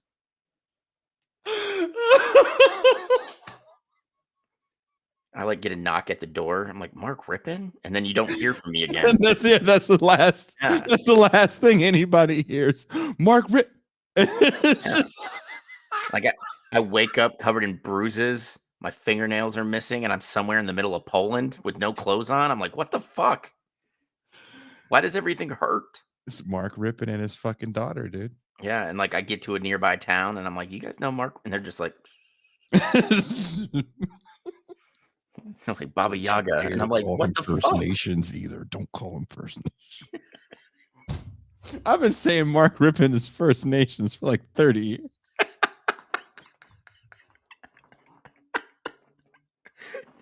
When in fact, Mark Rippon runs Polish organized crime. Beat us with a sock full of turnips. Oh shit! Because I feel like Kuba's so up on Polish trivia, he would have definitely been like, "Can I come on the Red Zone and talk about Mark Rippon, the first Polish Super Bowl winning quarterback?" Did you guys know that Mark Rippon is in the Polish American Sports Hall of Fame? As a matter of fact, Kuba, we do know that because we had to Google and see if he was First Nations. We had to Google and make sure, because Jason's been just calling every brown quarterback. Kuba comes on and we're like, hey, man, Jason said if they're lighter skinned than him, got to be indigenous. Okay. Be indigenous. Josh Rosen, indigenous. Well, I before I closed it, I Googled some people like indigenous players in the NFL. Keenan Allen is a member of Lumbee Nation. Is he really? Yeah. Wait, he's from North Carolina, isn't he? Yeah, I didn't realize he was a Lumbee. Yeah, I forgot that because he went to Cal. Yeah. Yeah. I totally forgot about that. That But was- he's black too, right? Well, before we go, everybody, the Lumbees are the largest non-federally recognized tribe in the United States. And the reason is because of archaic law. In the 50s, you had a period of time where the federal government, because indigenous nations could only be disenfranchised essentially through an act of Congress. So in the 50s, in order to kind of like essentially break and force assimilation, they like disenfranchised. It's not the right term. I can't remember it off the top of my head. But they went through a period where they essentially stopped recognizing over 100 indigenous tribes, right? Mhm. And the Lumbee were one of them. So in the 90s, we saw this push by the federal government. That's when we started seeing the settlements over broken treaties and things, and where they started recognizing all these tribes that had been, unrecognized, I guess, in the 50s. The Lumbees didn't make the cut. And they used blood quotient as the reason, right? But what a lot of people forget is the Lumbees, because of their uh, tribal lands are in southeastern South or North Carolina. Mhm. That was one of the main points of contact between colonizers and natives. Mhm. So fast forward to the end of the Revolution, Lumbees are still have a foothold, right, in their ancestral and lands. Rather than living as slaves, a lot of black people ran away, and the Lumbees took them in. So you have what the federal government to this day calls mixed race, and they still now refuse to recognize them. Is that the tribe where there's a bunch of black people that are always protesting to be recognized? I mean, it's one of them. Okay. There's a lot of tribes in the Northeast, excuse me, that are fighting to be recognized again. But with the Lumbees, because of Keep talking. with the Lumbee, Trump promised federal recognition in 2016, or going into 2016. So they turned out heavy for Trump and are heavy Trump supporters now.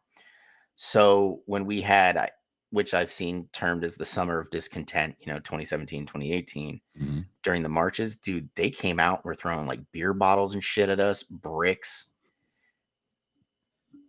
Oh, Really? yeah. Oh, yeah. And down in Pembroke, there's a huge friction point between Lumbee and black students because Pembroke used to be called the North Carolina Indian School, right? Okay.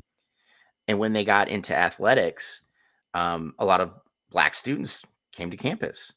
Mhm. So now half the student body are African American, and the Lumbee don't like that. So there are constant issues between those two communities in a tiny town. So there's I think I told you quite when crazy. when I first came across Native American people like in their hood when I worked in North Dakota, I thought they were going to be cool with like black people.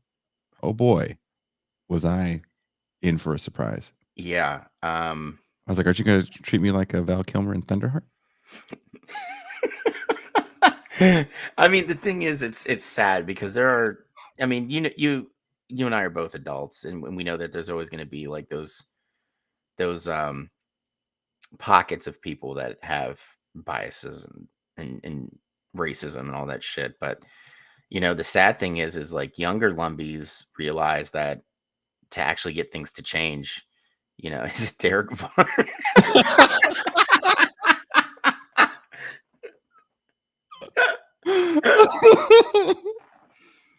The newlywed Derek Varn, by the way, he just got married. Congrats, Derek Varn. Congratulations, Derek Varn. But yeah, I've recently dipped my toes into more recent Native history with like the McGirt trial, which is that established the Muskogee and Cherokee reservations that makes up roughly 40% of Oklahoma. Mhm.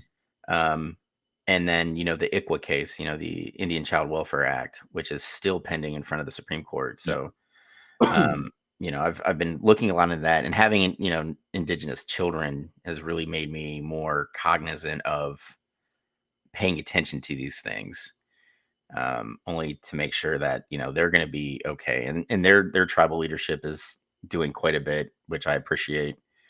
Now it's just my daughter's shown a real inclination to getting to learn, about her Catawba side. My son, on the other hand, is just a 13-year-old boy who's like, the dudes dance. Ew. I mean, look, just tell them to be Polish, and they could be anything they want to be. Yeah. They can even be Super Bowl champions. Yeah, just don't say his full name.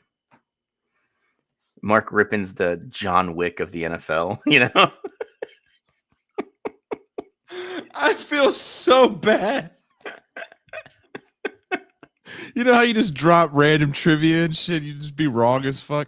Mark Rippon is the first ever Chippewa Indian to throw a spiral 50 yards. Oh, man. Yeah, it's... You ever seen Mark Rippon throw a human head? What? Why is he throwing heads? I don't get it. I cannot believe that Mark Rippon is a Polish guy. And then I'm also shocked at how racist you people were about talking about his nose. He's got one of those Polak noses over there. Look at him. It's funny, the Polish mafia in the United States run by him and Vince Vaughn. I think Charles Bronson was Polish. R.I.P. Charles. R.I.P. I feel like I should watch Death Wish 4, The Crackdown. Oh, don't do that. Why? Have you seen The Crackdown? Dude, I haven't watched a Death Wish movie in 20 years. Oh, man. dude, we're living in the Bronson age. Dude, don't put another clip up for me right now. Dude, you have to see the Death Wish 4. Oh, my God. Have you ever seen the scene where he blows people up with a bottle of water? No. Never? No. Have you ever seen the scene where... You ever seen the scene where he tells his girlfriend, who's a reporter, to go write a story about how drugs, just by themselves, are destroying the community? And so this girlfriend, who's a reporter, goes into the morgue, and she goes, "Are these all the bodies?" And he goes, "Yeah, these are all the bodies that were killed by drugs." And the first body she sees is this person who's all blown up. He goes, "A crack pipe blew up in this man's face and he's dead." I was like, that wouldn't kill you at all.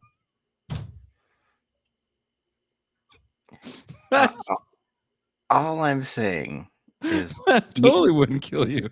Did Ronald Reagan get a writing credit on this film? Or was it Nancy?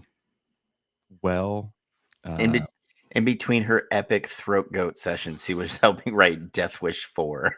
I will say that wrote Death Wish 4 also made a ton of anti-Arab propaganda. Oh, that sounds about right. Yep. I'll just leave it at that. I'm not trying to get America. Kanye. Also, when you see this logo, you know it's quality. When the Canon logo came on for any movie, I fucking locked in. When I was a kid and we had that stolen cable, it was like, fuck yeah. Canon logo's on. There's going to be some boobs in this, most likely. Explosions. Oh, yeah. Definitely violence of some sort. Two kids looking for a new thrill. Hey, just like I promised. Yeah, sure. But this time, the thrill went too far. Crack has claimed another victim. Dealers are making up their own rules. Crack killed Audrey from the first National Lampoon's Vacation. Oh, God. Right? And no one is able to stop them.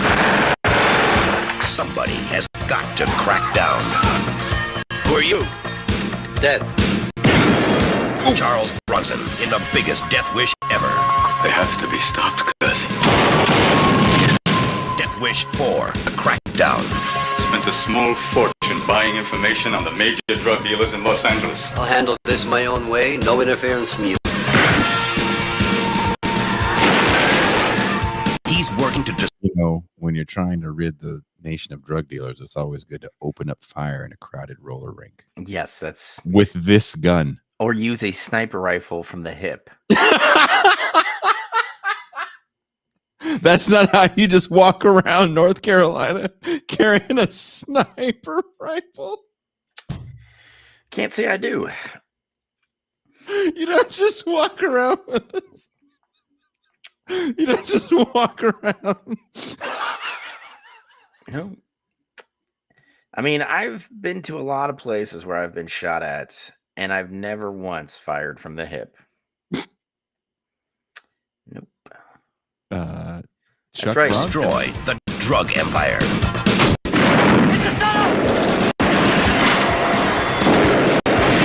It's either him or us. Now, Brunson is their target. He takes out 3 entire criminal organizations by himself. Just with just one Uzi and one magazine. That's it. No reloading. It's just like an endless mag. Just wow. Eric T says, am I illiterate or has there not been any leftist analysis done on this franchise? I don't remember if it got published, but I wrote something about it a while ago because I think it's kind of important to look back on to where we are today, because I find all this kinds of propaganda, besides being extremely entertaining, I find it extremely important to the way people kind of understand crime, how crime works, and to accept vengeance as justice, which I think is kind of an important thing we should always think about when we think about quote unquote justice. Is it just revenge we want, or is it a just world we want? Because Charles Bronson just wants revenge. The trap is set. Here he comes. The fuse is lit. Bronson is unleashed.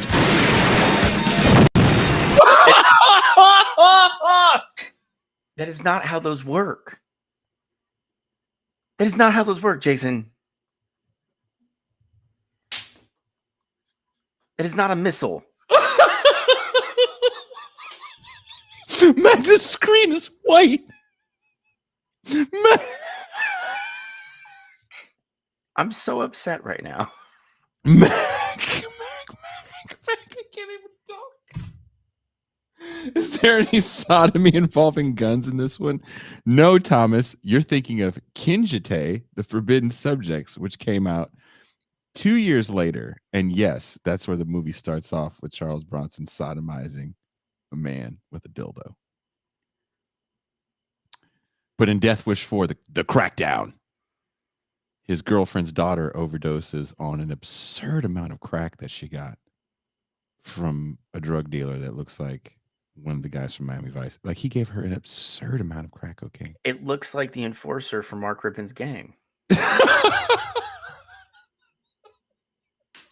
Eric T says, where do I find this?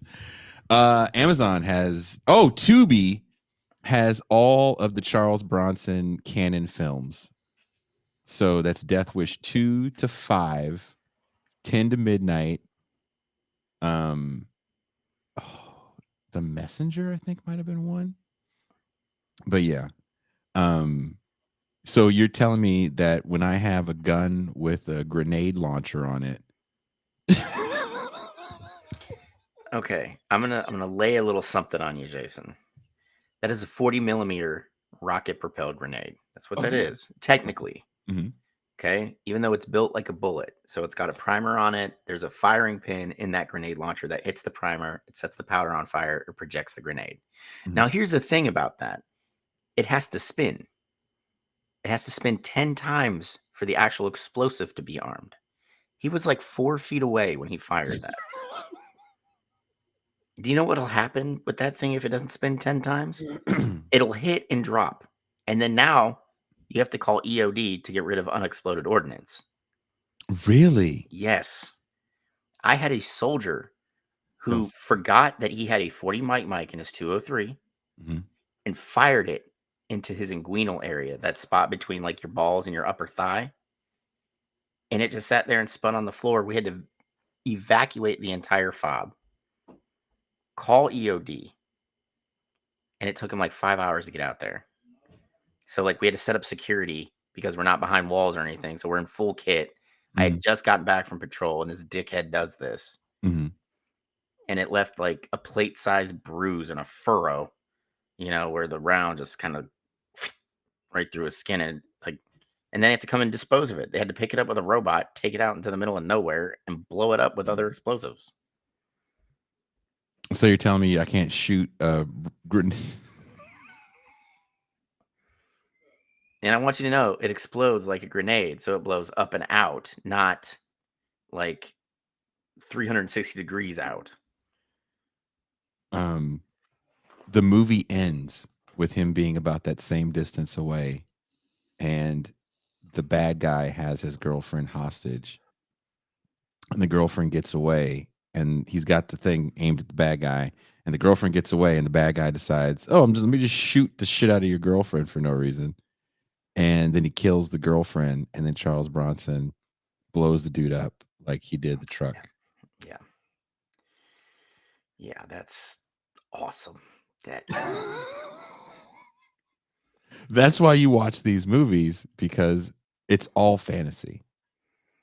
No. First of all, you can't just leave this many dead people. Oh, that's very true. Bi-coastal. Yeah. And then it just be cool with everybody. Well, apparently that guy paid a lot of money for all the information on drug dealers, and Charles Bronson was like, I do it my way, no repercussions. And he was like, I can do that. Charles Bronson at 65 infiltrates 3 criminal enterprises. I think the more impressive thing is that Charles Bronson at 65 was able to get in the prone and get up without dislocating a hip. Oh, dude, there's a scene where he jumps out of the roof and like backflips into the trash in Death Wish 5 when he's got to be 70. I'm like, no, you guys got to stop. I get this old man is in great shape, but you got to stop. You got to stop doing this to Chuck Bronson, man. Guy should be collecting like Social Security, and you got him out here doing Death Wish 43. Dude, it's just like his corpse propped up, Weekend at Bernie's. That's Charles Bronson. Yeah. You would think the bad guys would leave him alone at a certain point, but no, they just kept testing him. Yeah, it's like Mark Rippon was like, listen, we're not fucking with Charlie Bronson because he's 70 and he's still leaving a trail of bodies everywhere. Just leave it alone. Don't go after him. He'll take out everybody else, and we Polish folks will just be left to be the kings of the cinder. Dr. Smover says, how does Dirty Harry stack up against Charles Bronson? I prefer the Bronson movies because I don't think he was that serious. And then I think he started doing movies that there were things that he was serious about. And that's when it really goes off the rails into ridiculousness. Like crack. Very serious about crack. I think he was, it was the 80s in Los Angeles. So yeah, I think he was really serious about that. He was serious about it because Nancy Reagan fucking curled his toes. And he's like, I can get that in the movie. Oh! He was with he's like, I haven't had an orgasm in 6 years, Nancy. And she's just sitting there like, wow. Remember, crack is bad. Okay. I have to go blow Wilt Chamberlain now. Excuse me. Why do you guys keep saying Nancy Reagan was blowing all these people? Because that came out in the biography of the family that came out like 3 years ago, that she sucked a lot of dick. Yeah, when she was younger. OG throat goat. How do you think Reagan implored Gorbachev to tear down that wall? He sent her to Moscow, and she sucked the soul out of him. I just don't think he wasn't born with that birthmark, dude. That's all Nancy Reagan. That's all Nancy. She dehydrated him. I refuse to believe she was doing it at an advanced age. Bro, you know she was doing it at an advanced age. Oh, I don't know if I could just looking at her, that big fucking head, I just couldn't. That long neck. It's like a Pez dispenser. You really want to get blown by a Pez dispenser? Hey, ask Charlie Bronson.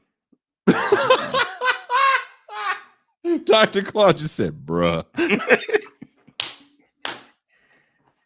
All right, thank you guys. It's late for Mac. It's midnight where Mac is. It's called throat diplomacy, people. Look it up, okay? Throat diplomacy. Mm-hmm. So if you don't think this is a political show, throat diplomacy. That's right. This show gets me scolded by Toussaint every Thursday.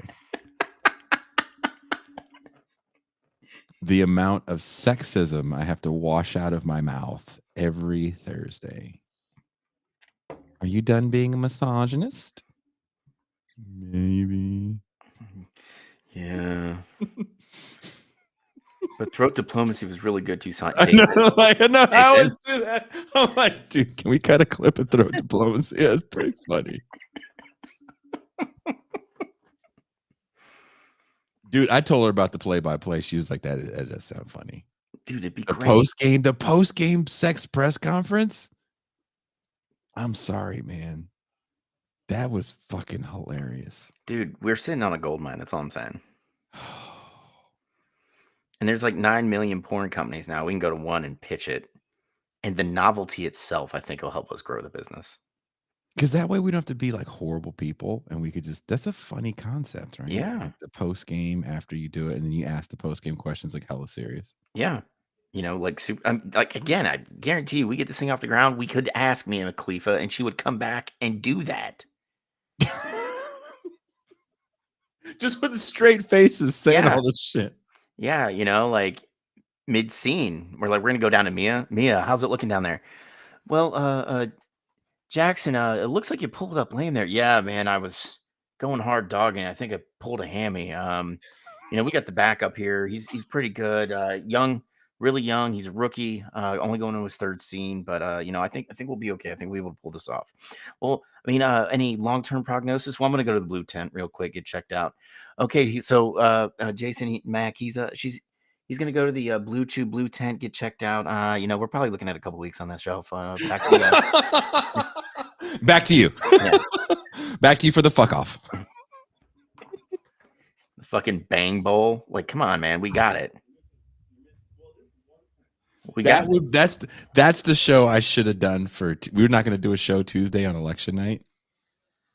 That's the show we should have done for Tuesday. Is like a fake play-by-play. Oh man, dude, we can get Toussaint just like doing this, like adding the sound effects. Oh, that would be so perfect. Oh man. Oh, by the way, Mia Khalifa is the thumbnail. The thumbnail is Mia Khalifa, and it says old guys and post-coital press conferences, and then on the side it's a little animated woman at a press conference like this.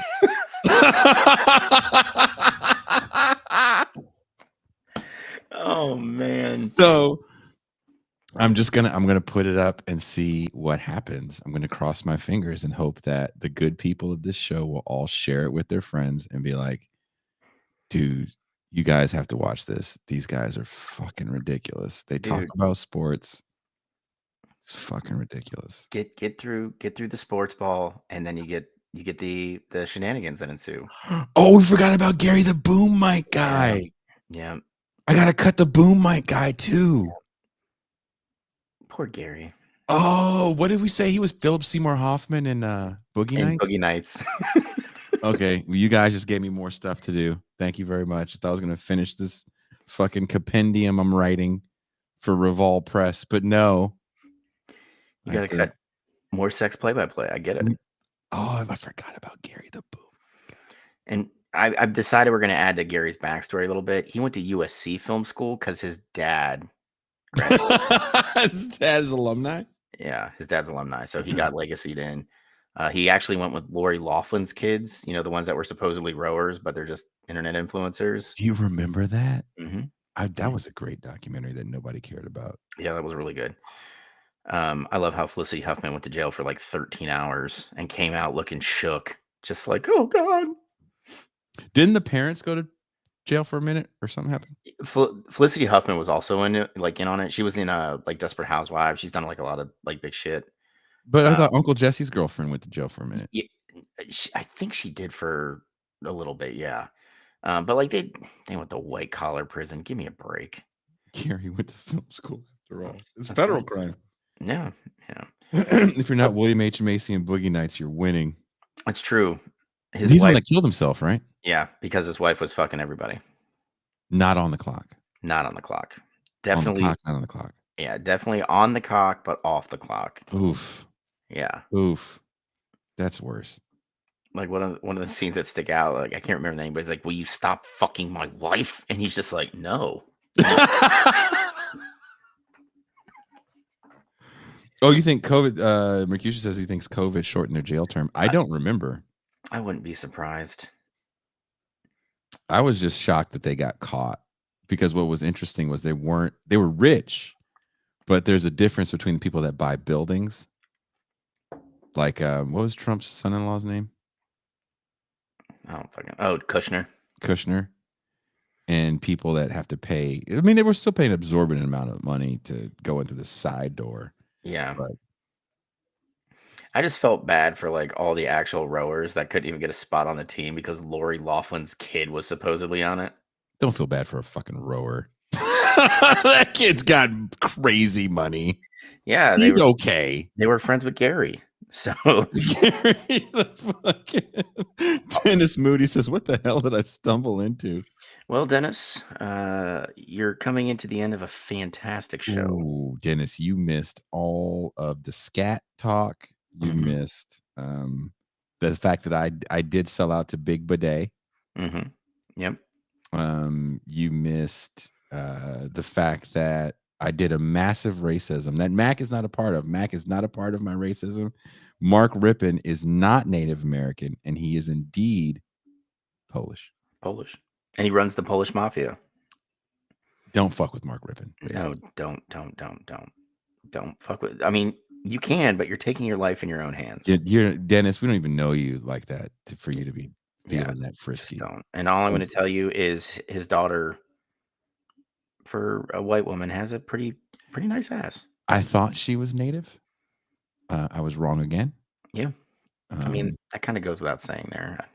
So I'm not going to guess the ethnicity anymore. Yeah. Because I'm going to be wrong. Yeah. See, that's the great thing about the Trivial Pursuit Jason Miles edition is it would be sports with correct answers, but ethnicities with all wrong answers. So that's what you fell into, Dennis Moody. And Dennis, if you know the guy whose girlfriend we made fun of like 6 months ago, can you let that dude know that it's totally cool? Yeah. I mean, we love them both. We want them to have a great relationship. Come on back.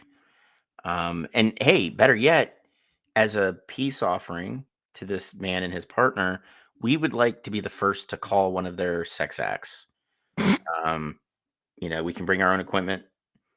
We'll give a good play-by-play. We're not amateurs. We're going to bring our own stuff. Yeah, and then we just expect them to sit down and do the post-game interview with us. That's all we want. Yeah, we just want the post-game. Yeah, and we'll, Jason and I'll use this as an opportunity to kind of grow our play-by-play skills. And we'll bring all our own safety equipment, and we'll make sure there's juice for post-game. Got to hydrate. Yeah, you know what? Can't pull a hammy next time. So that's what you got there, Dennis. So if you can do those things for us, we'd really appreciate it.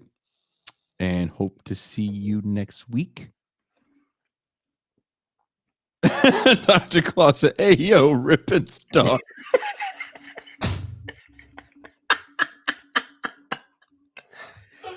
Oh, yeah, we totally showed Rippon's daughter. All right, we have to go because it's late where Mac is. Thank you guys for hanging out with me. I'll be back tomorrow with Nando Vila.